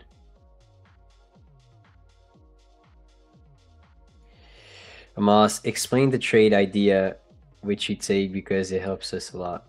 Yeah, I explained it like 55 times though, but I'll explain it again. Don't worry. But I just want to make sure that you guys know that throughout the session I go over when I start, I go over my bias in the middle, when I'm in a trade, after the trade. So you like keep in mind that you can always stop the stream, come back, and then it's not just live and you can't stop. Okay, but here what ended up happening, let me go on this chart, it's going to be easier. So here that daily candle closed bearish and very aggressive. When I see this, usually I do not want to fade the direction of the candle closing on the higher time frame. So here, just because that candle broke below previous daily lows, broke structure to the downside, and was very aggressive, a 900 point body, it is enough to tell me that I should remain bearish. Okay, then the daily chart is a good time frame, but I can't enter off of the 1 minute chart in order to predict what's going to happen off of the daily. Okay, if I have a daily bias, the 1 minute is basically useless. So then I scale down to a 1 hour chart, and then the hourly chart is where we came back all the way here. We opened up higher within the new daily bar, within the 90 level, which is an hourly gap. If we're truly bearish, we should respect this gap and close bearish from it. Okay, if we're bullish though, then we should disrespect that gap and see higher prices. So then on the hourly, we're respecting my overall daily bias, which is bearish, because we're respecting this gap, down close candle. Then I scale down to the 5 minute chart, and what am I seeing? Basically, of course, I did not enter at this candle closure. I entered while this candle was moving, showing me displacement, but we pulled back towards this 5 minute gap, and I had this 5 minute bullish rally gap being created. I scaled down to the 1 minute chart, saw that we created a nice sweep on the 1. Good inverse on the 1 also. There was only a few minutes left for that 5 minute candle to close. Entered a little bit prematurely, predicting that the inverse was going to happen. Entered with 5 micros because we had an unfilled 15-minute gap above us, so it could have easily opened up higher to sweep again and then crash down. So entered shorts on micros around this level right here, and my final target was 76. Okay, so the previous daily low. Here I entered the trade because I thought the daily low was going to get taken out. But when I see such a big move, I won't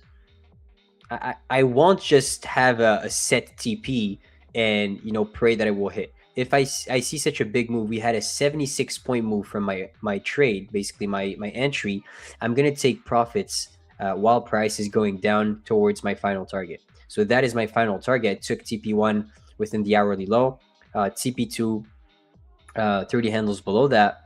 Then the TP3 was taking because we formed the gap and did not want to give back too much profits, just wanted to let one runner back towards the TP4, and then ended up being stopped out to break even on the last contract. So now it's heading back down. The hourly looks, there's still 22 minutes left for that hourly candle to close. So, if it starts closing back down here around the 604s, it is going to be a pretty healthy short, in my opinion, to see that daily low. All right. So wanted to see that pullback, really wanted to see that 15-minute gap. You see, like, I entered knowing that there was a gap above me that could have been the fuel level to push us back down towards the daily low. We pushed back down very aggressively, took out profits there, even without my final target being hit. And then we tapped the gap and give us another entry. For me, I'm not going to re-engage within this trade, but the story is the same, and I would say I managed it in the right way because I didn't enter full size immediately, knowing that I could take some heat. And instead of just taking out full profits at a 1-to-1, since I was in lighter size, I could definitely let it ride for a little bit more. That's how I like to play it.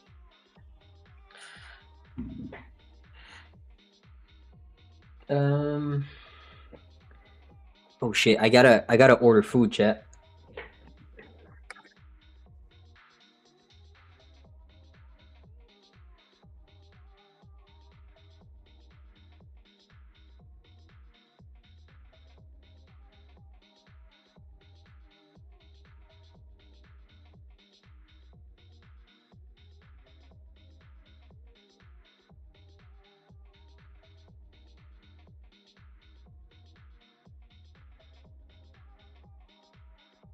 Okay. You guys tell me, what should I order? Bro needs an extension cord. Now I just don't want my phone to be close to me when I'm streaming. That's I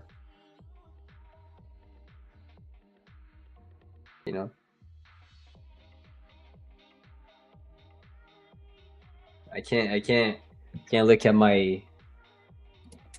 look at my phone while streaming. That's at least before I take a trade.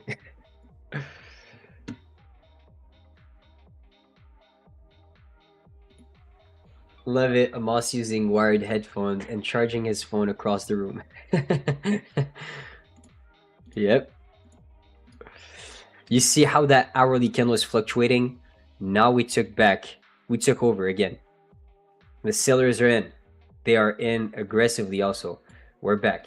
So there is a lot of built-up buyers within that, that push-up, I would say. But sales look way cleaner than they looked here. That is such a prediction play compared to now, which you have way more confirmations. Still 20 minutes left for that hourly candle to close. The story could be different. We could head back up. Today was full of fake outs, so it wouldn't surprise me if we see a big push.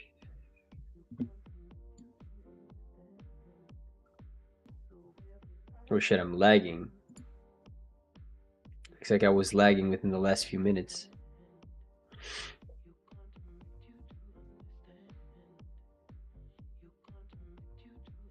At least my camera was lagging.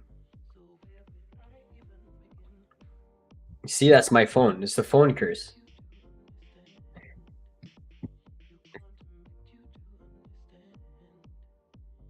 You should get Five Guys burger and fries.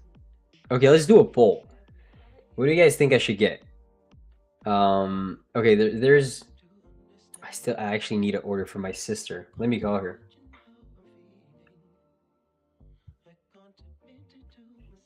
Oh shit.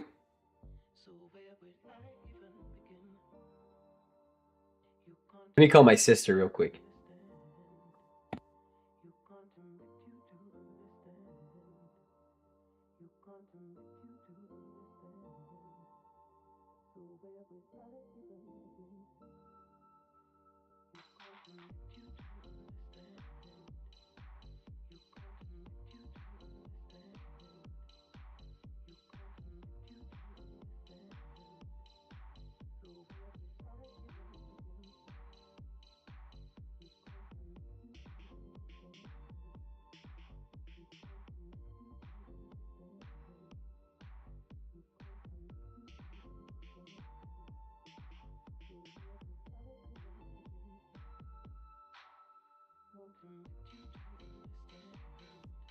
All right. Called her, and the final verdict is she was like, choose whatever. And I was like, no, you choose whatever. And then she was like, no, you choose whatever. And I was like, okay, just text me. so I guess the chat is gonna decide. A tomahawk steak and fries. Oof. Okay, chat. Since William said that, what would be your last meal on Earth? If you had to choose, what would your last meal be? Okay, is that? I think there's a word for that, like death row meal or some shit. I guess. Well, what if you had one last meal to take before dying? What would it be? No, and don't troll. Chipotle. Chipotle for real? No way. Some nuggets from Chick-fil-A.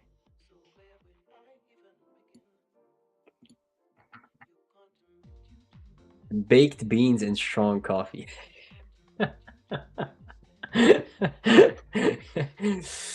Lamb chops, okay, that's tough. I love that.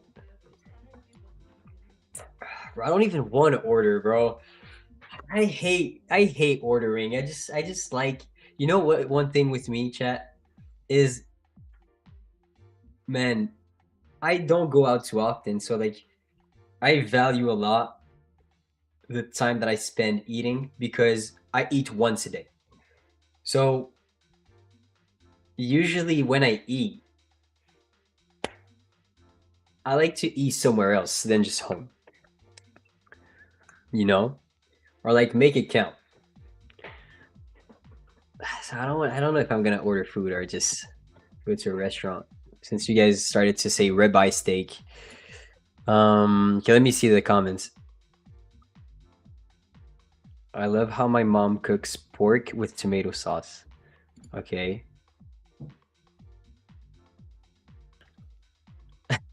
Yeah. My last meal would be my girl. Yo, get your freaky ass on, boy.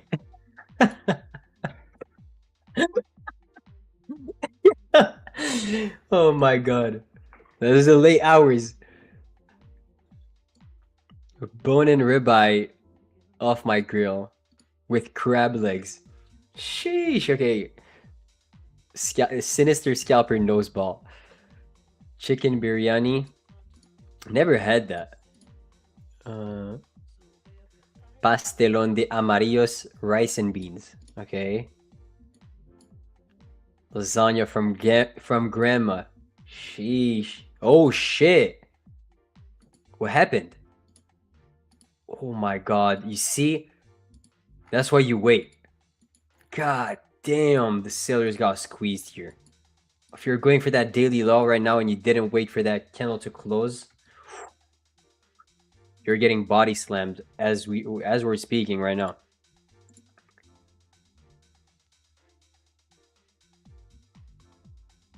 Four-piece from Popeyes, crab cakes with spicy sauce, cookies, and cream milkshake, barbecue ribs.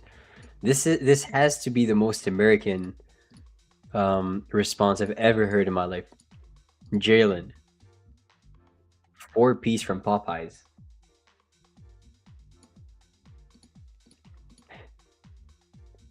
Pho. Okay, pho. Pizza, ribeye steak, schwa. Okay. Steak.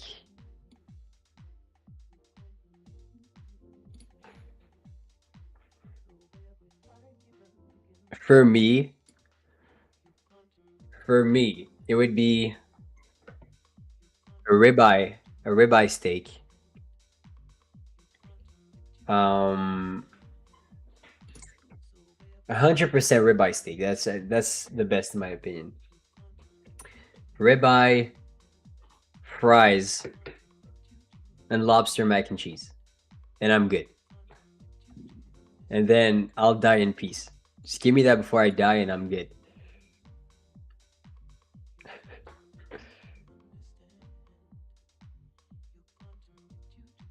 Yeah, the shores are being squeezed right now. Mashed potatoes and steak. Sheesh. That sounds a little bit too good for me right now. I was gonna order some Uber, but my might go somewhere else.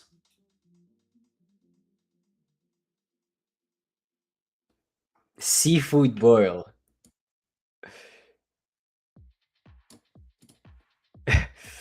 Laughing my ass off. Who said my girl, bro? Someone up there. There's some funny comments every time, and there's some I can say, some I rather stay PR trained. Yeah, but appreciate the funny comments. You know, it gives life to the stream for sure. What time do you end the stream? At 8:30 p.m. Why does Price do this? Just curious. I don't have a response to that. There's definitely a catalyst that created those two big candles. There are 113 points candles, so there might be a news. I would guess that's a news. Trump tweet.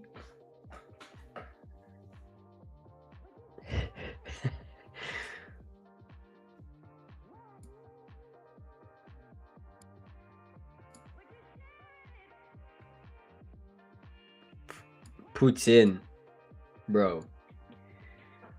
Putin is not that good. It's alright. It's alright at best.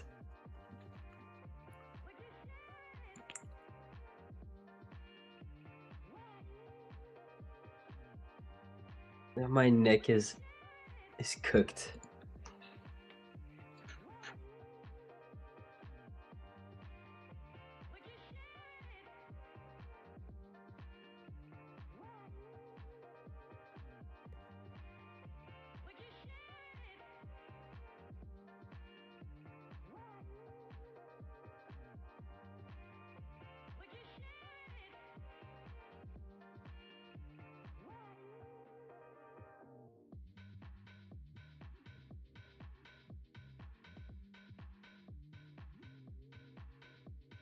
Okay, so the response that we got were mostly Asian food.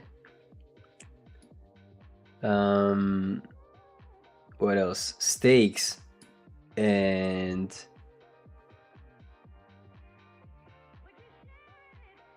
like like fast food from the States. It's pretty much what we got. So we're at 250 right now. First light goal just got hit. So second light goal is 360. So I'm giving away 150k select accounts as soon as we reach the light goal. So make sure to like the stream. We just hit a banger trade right there on the shorts. I am looking to see a potential long. To be completely honest, chat, I like the longs here. I like them. How deep is it going to retrace?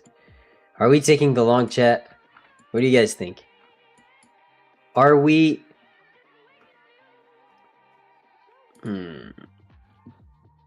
Are we walking away with double green or break even? What are we doing? Tell me, chat. Let me know. The longs look amazing. They do look very good.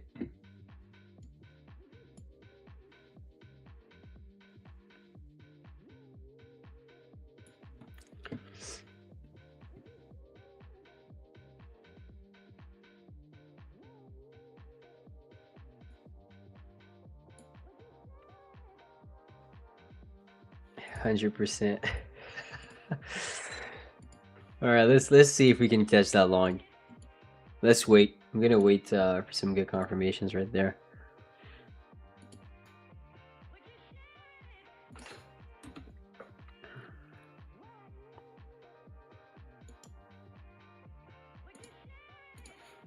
Let's see if I can, if I risk 5 here, how much would I risk? Oh, that's a lot. Holy shit.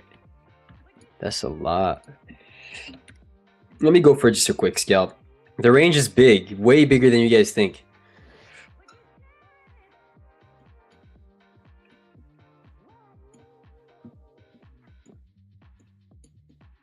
So I'll give back the profits of the trade, the previous trade, if it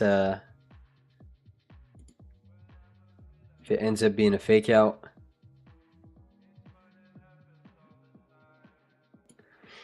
Okay, I'll set the limits right there. So far,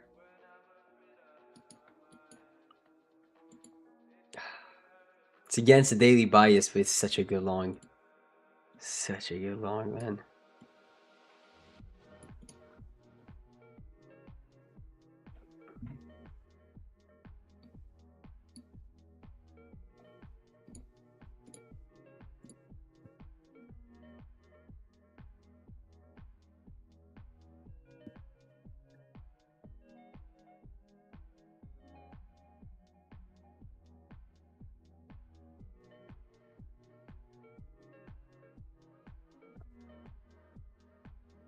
Let's see what happens here within the next 10 minutes. We want to see a pullback right now as we're talking. I'll wait for it. That's a good thing with me, is I will not force something that doesn't pull back on me, since I already took out some good profits. So let's wait. If it ends up running without me, I don't mind. I truly think it has a lot of chance of retracing and faking out the buyers on the strong push here.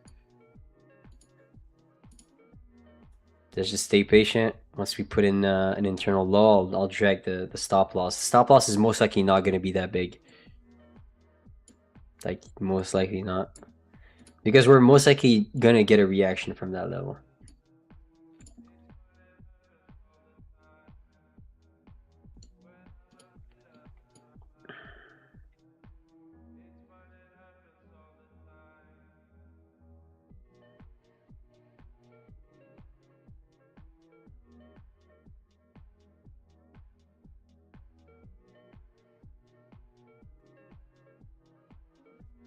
Let's see, chat.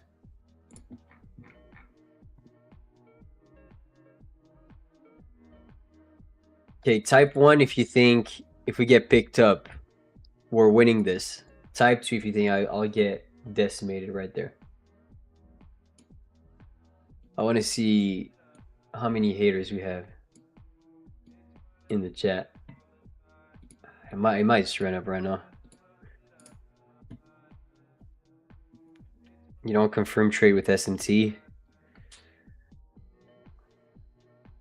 I don't trade like most of the people as you watch. I usually look for longs when there's a bearish shift in market structure.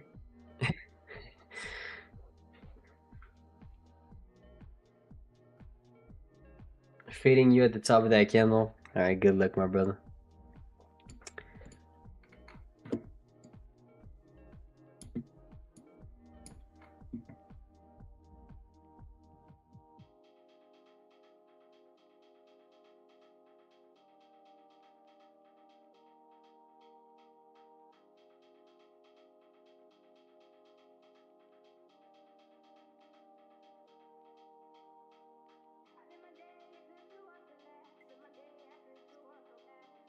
If I don't answer now, I could miss it.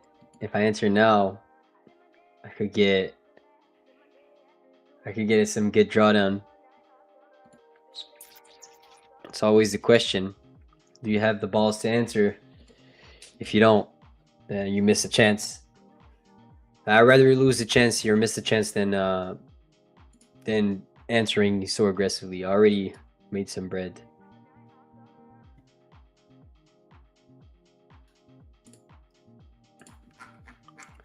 Moss, do you consider patterns like head and shoulders in your trading? Yes, I do.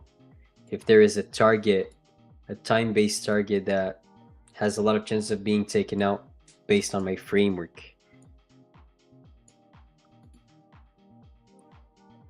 Also playing with profits, took the trade with you earlier. Nice. Let's go. Let's see. I'm waiting for a long at 710. I made and gave back, then made and gave back. My bro, Ricardo Gonzalez. Did you not win a giveaway? I'm pretty sure you won. You see, like when I say your name like this, I remember you. Ricardo. What are you, Ricardo? Are you Spanish? Portuguese? Italian? Mexican? Yeah, Tokyo opens within the next few bars. That could be. Oh my god. Oh my god, chat. Chat. Oh my god. It opens within the next 2 minutes. Could be. Oh my days. I'm scared. I'm scared.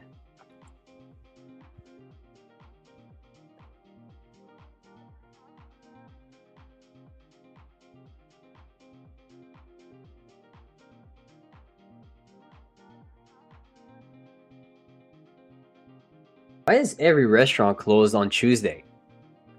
Are we kidding me? Are we kidding? Oh my god, kidding me, Brave. Every restaurant is closed on Tuesday.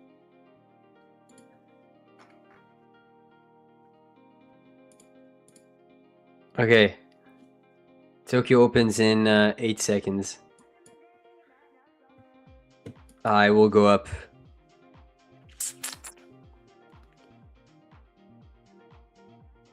Come on, pick us up. Nah.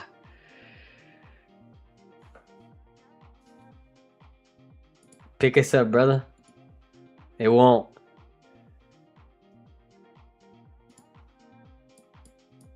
Pick us up, brother. It will take some speed right there. Yeah, it will take some speed. It's over. We got played. We didn't enter aggressively. We're scared. Scared money don't make money. Yeah, it's over, chat. It's gonna rip. It's over. It's ripping back towards 808 now.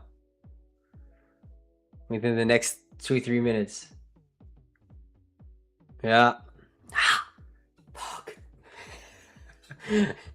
To the moon and back. No. Imagine that second trade. I almost triggered along. But I was like, you know what? Let me chill.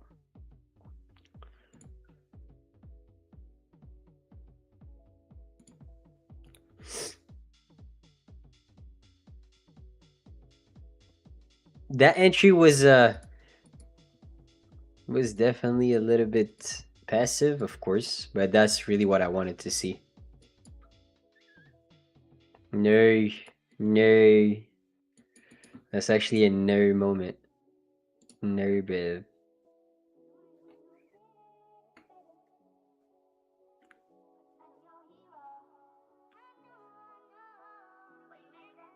Yeah, it's ripping now.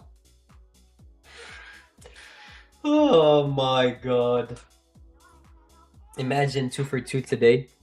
Oh, that would have been so clean.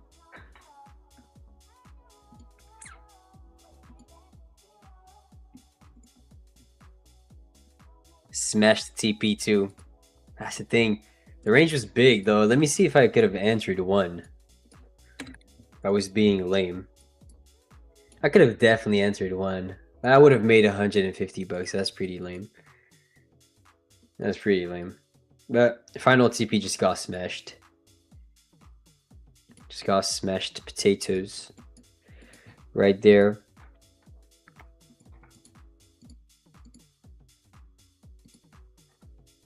We are at 290 likes at 360. We're doing another 150k select account giveaway. So make sure to like the stream if you enjoyed. Not enjoyed. If you enjoy, because it's still running. Damn, I'm just looking at my podcast and it's doing pretty good views. Damn. Okay. 10,000 views in less than 48 hours. Okay. Okay.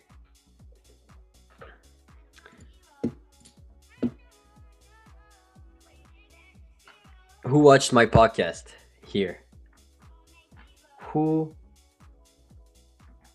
watched the podcast?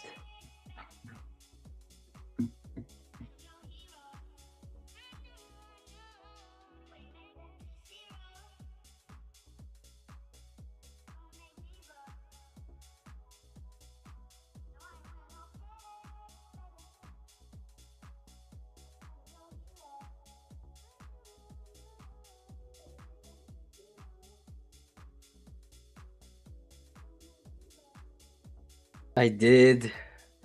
My favorite podcast by far. Let's go. Let's go. First time watching. Let me know what you think when you finish it. W Pod.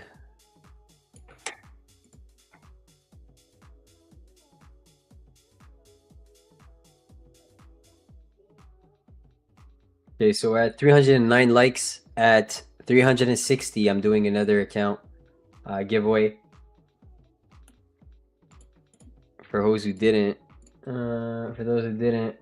watch and comment on it, yeah, definitely. Go show some love. Go show some love to your brother.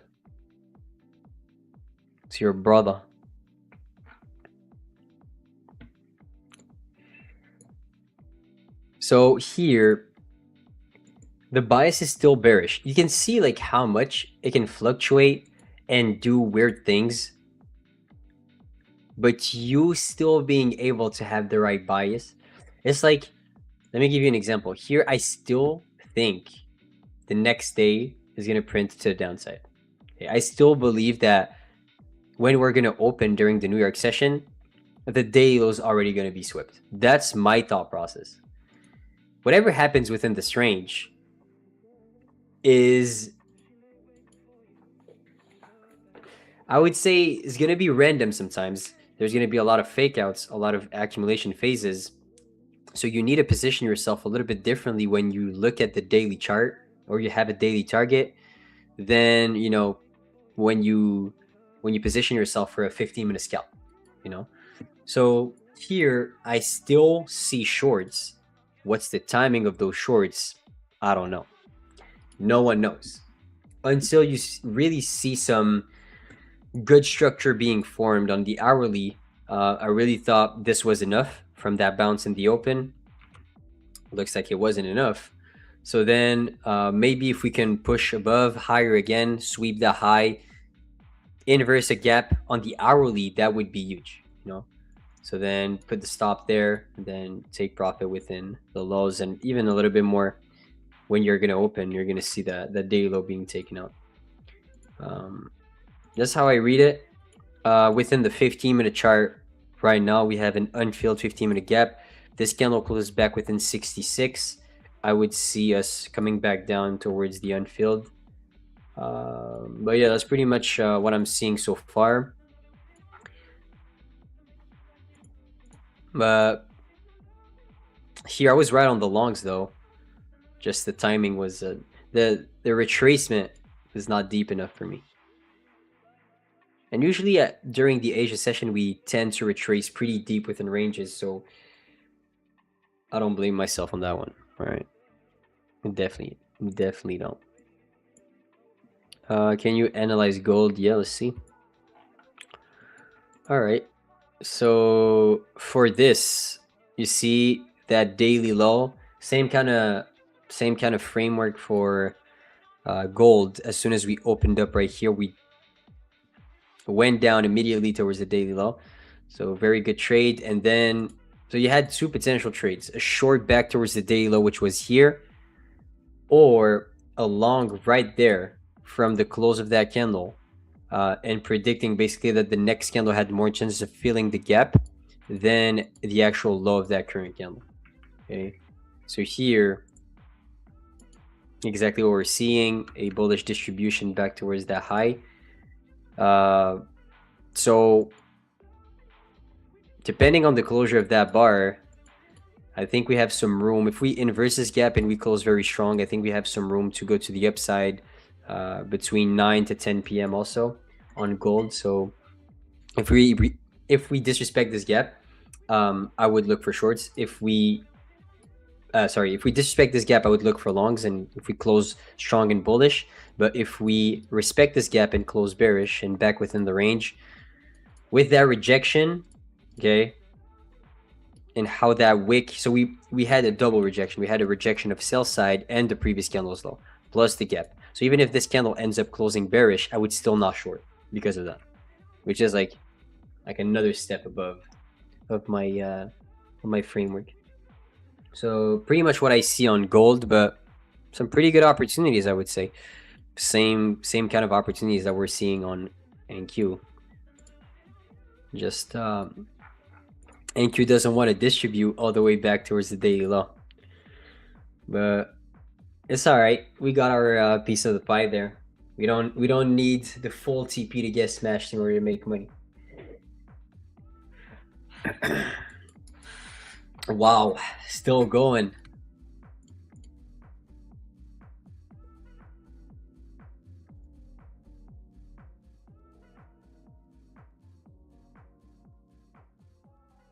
Let me see what you're saying here.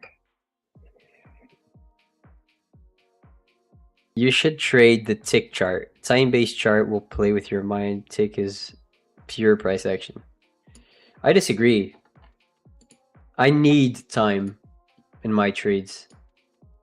I rely more on time than price. I would say both of those are very important, but time, without time, price doesn't mean anything. 100%.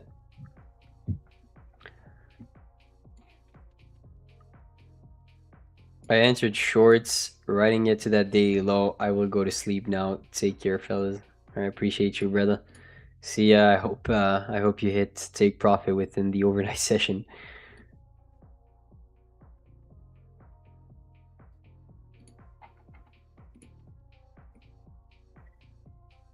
Hey, look to the left. There's literally an identical huge red bar on 6.5, and look at what we did afterwards. This one. But that's the thing though. It's like you need to look for cues also of reactions. Entering aggressively just blindly could work in some scenarios, but for me, I like to wait for, you know, us to push again and show us some aggressiveness.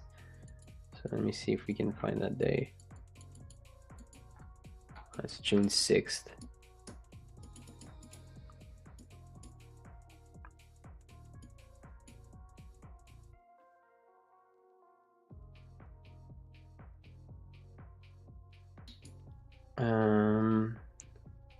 And also there's a big difference also because this was a Friday.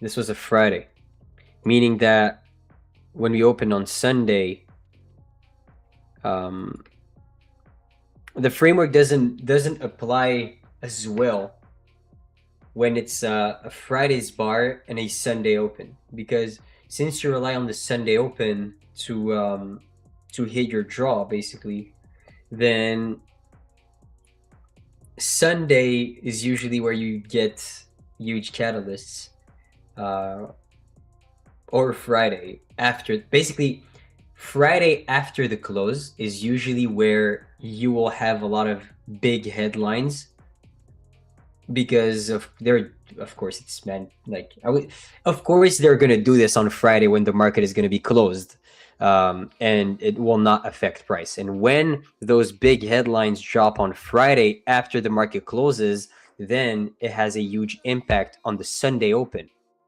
You see, so if there was a catalyst dropped on Friday night or like Friday 4:30 p.m., then I would not necessarily have the same drop purely technically because of the headline. Does that make sense? But usually big news drop, like if there's going to be a big news that will shift the sentiment of the market, it will be dropped on Friday market close. And that news will either make price gap up or gap down on Sunday.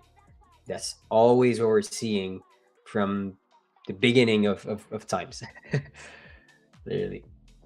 So that is I don't say the framework's 100%. Hell no. The framework's like 60 maybe. But that's the way that I like reading the chart.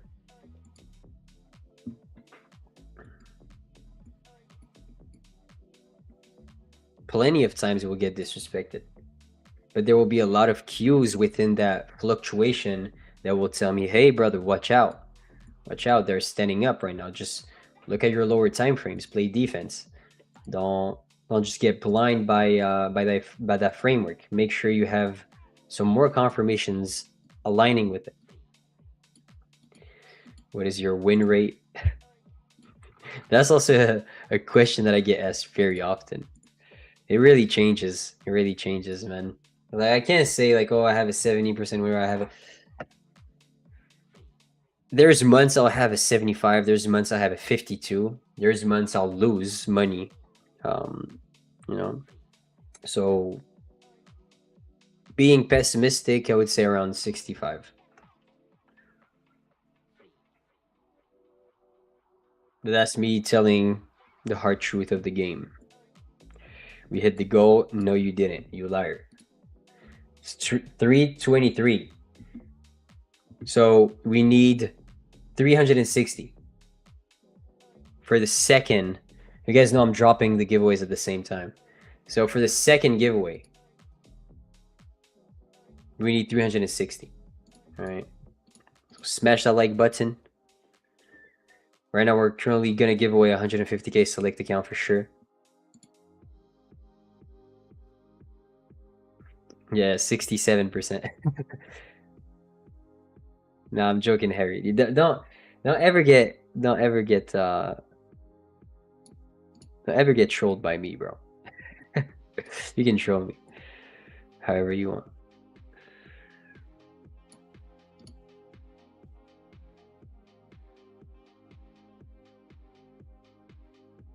Do you trade as a side hustle?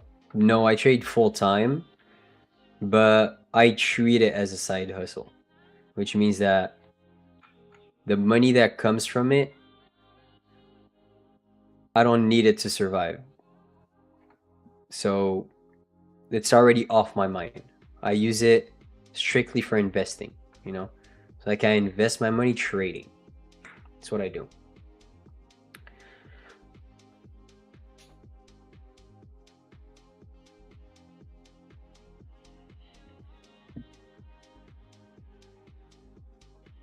Overall, are you profitable? Very good question.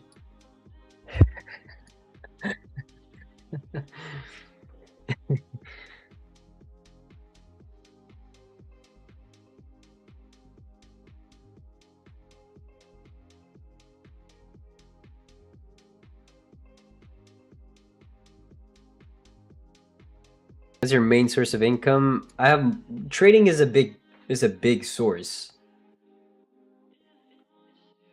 Is a big source of income for sure. But I'm saying that even if I was gonna have a losing month, I wouldn't mind. That's really what I'm saying. So trading, streaming in general.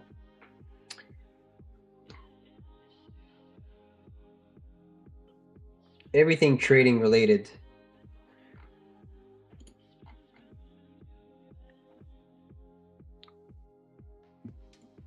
How do you mentally deal with a day of losses as a full-time trader?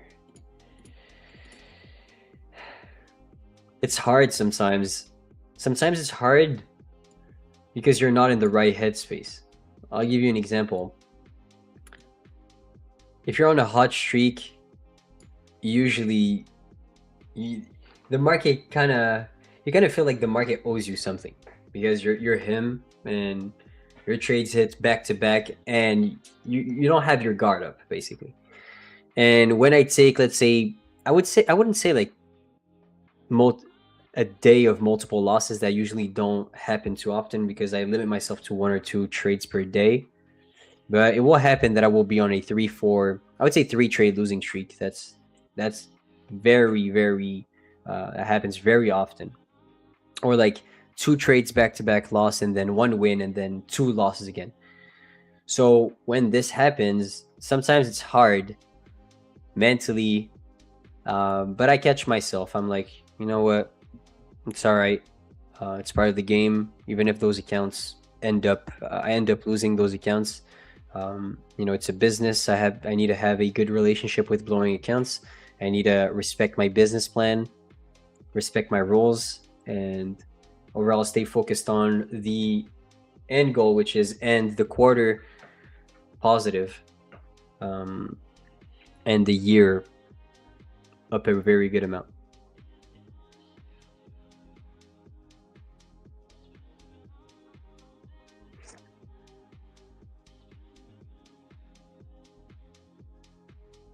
Do you get paid to stream? Yes, I do.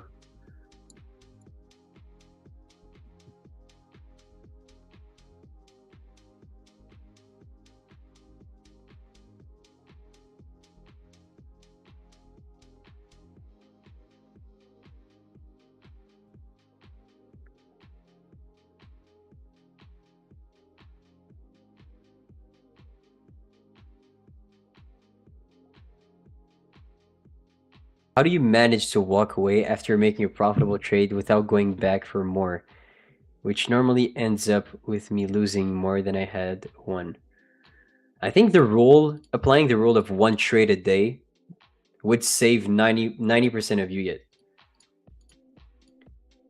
Just taking 1 trade and walking away, and instead of just going small because you're not certain of the trade, enter with good size on the A plus setup and accept the outcome, and then walk away whatever the outcome is, and come back the next day. That's the best thing. Like, how do I walk away from a profitable trade? I just know that if I take another trade, it's not part of my plan. So you need to have a set plan telling you that you can only take 1 trade a day.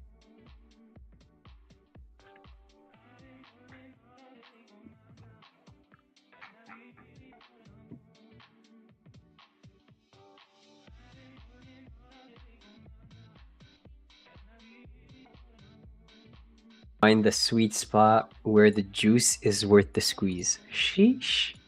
That's tough.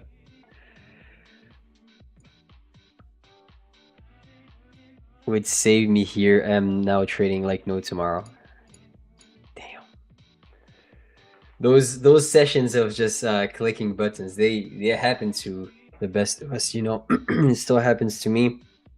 It's part of the game, and that emotion related to doing that is truly what's if you reflect on it solo, let's say you just take some time to reflect, you're gonna be like, yeah, I don't want to live that again, so you're not gonna do it. Yeah, locking your account is a very good thing, but 1 trade a day is the best. 1 trade a day is the best, especially if you have a low risk reward and you know that your win streak is gonna come eventually. 1 trade a day is the recipe, actually.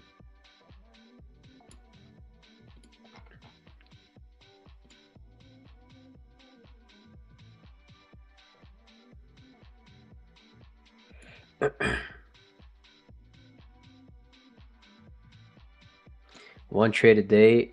If someone is so sharp, they wouldn't be working with prop firm. What do you mean exactly? What's your point?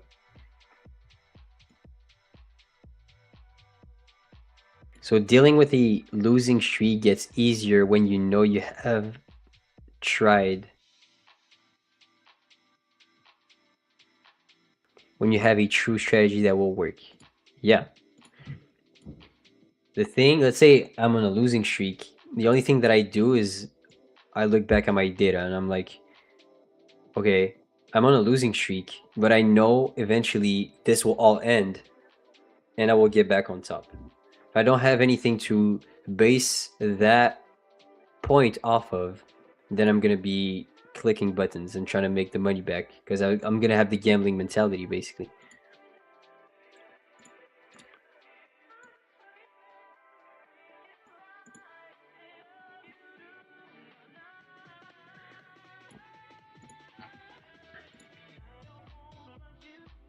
Leverage through a prop is unmatched, but one should have a live account as well. I mean, for me, it's not even a debate. You know, if you're debating like live account props, the numbers speak for themselves. The likelihood of you flipping a $2,000 account into a 15K payout with a live account, I would say is close to like 5% maybe.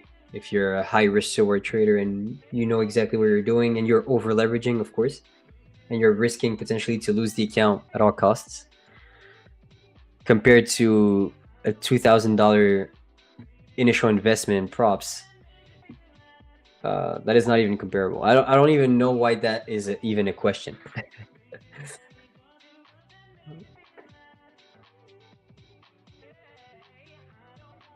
Nobody's that smart. Emotions make people do weird things. 100%.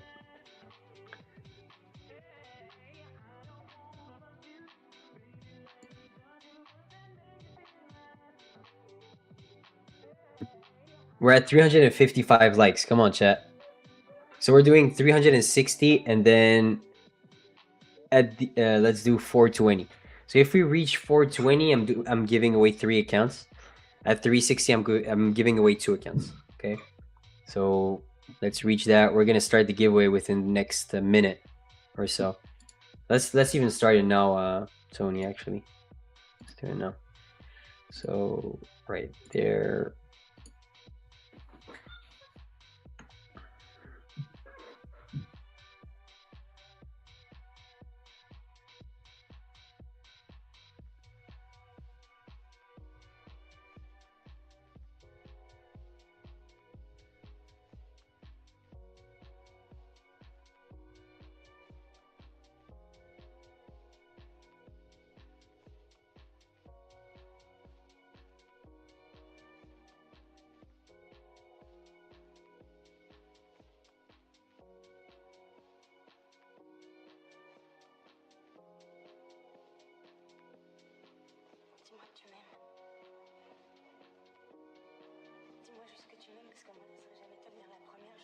Okay, first word, I typed it.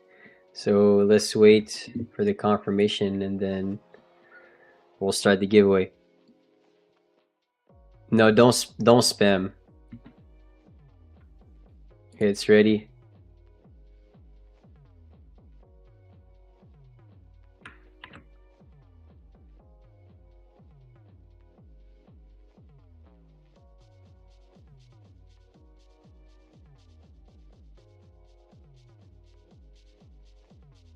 I like what you just said, Ryan. Like that. Type it once in the chat. The word is GG's. At 420 likes, I'm doing another account, so it's going to be 3 accounts. We're at 375. There's 470 people watching. Make sure to smash the like button if you enjoyed the stream. We took a banger short right here. Wanted to take a banger long, a 710. Fortunately, never pulled back, and it's actually printing right now. So I know some people definitely jumped in here aggressively. That's for sure.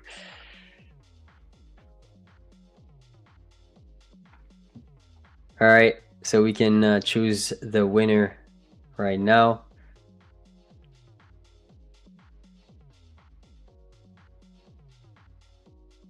Okay, so Fang Wang 4446. Congratulations. You won the 150k select account. Make sure to have your email in your YouTube description and type in the chat right now to claim it. So let's see if we can type in the, you can type in the chat.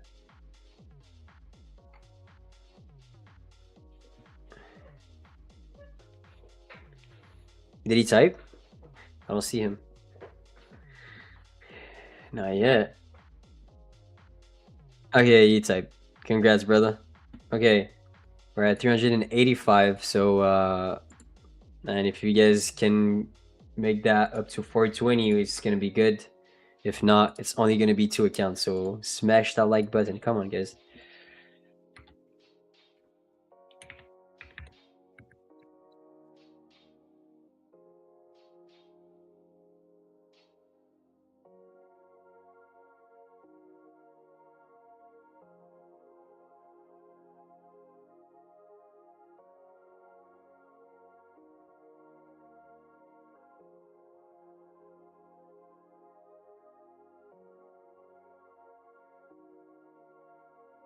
The second word is this one, 10 wins.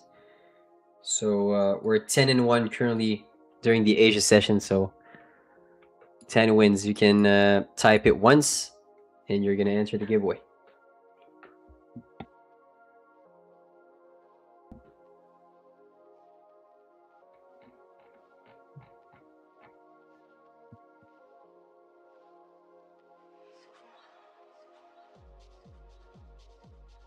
$392.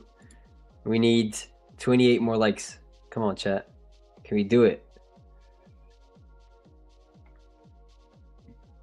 28 more likes. Okay, let's select the winner in 5 seconds.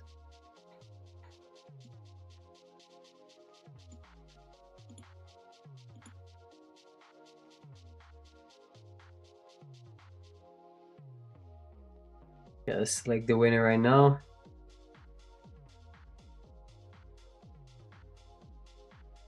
Okay, congratulations. Anubav Trades 456.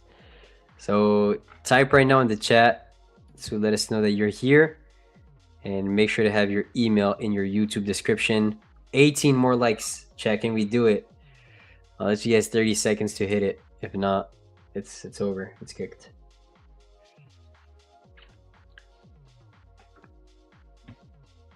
$403. All right, GG's. All right, guys, that's gonna be it for us today. We took a beautiful short. Wanted to see that daily low being taken out. We took profits even if it ended up reversing 3.5 handles away from that target. So beautiful short. Make sure to watch the stream back if you want to have more hindsight on how I trade and the exact reasoning behind it. And appreciate you guys so much, and I see you guys tomorrow at the same exact time. Peace out.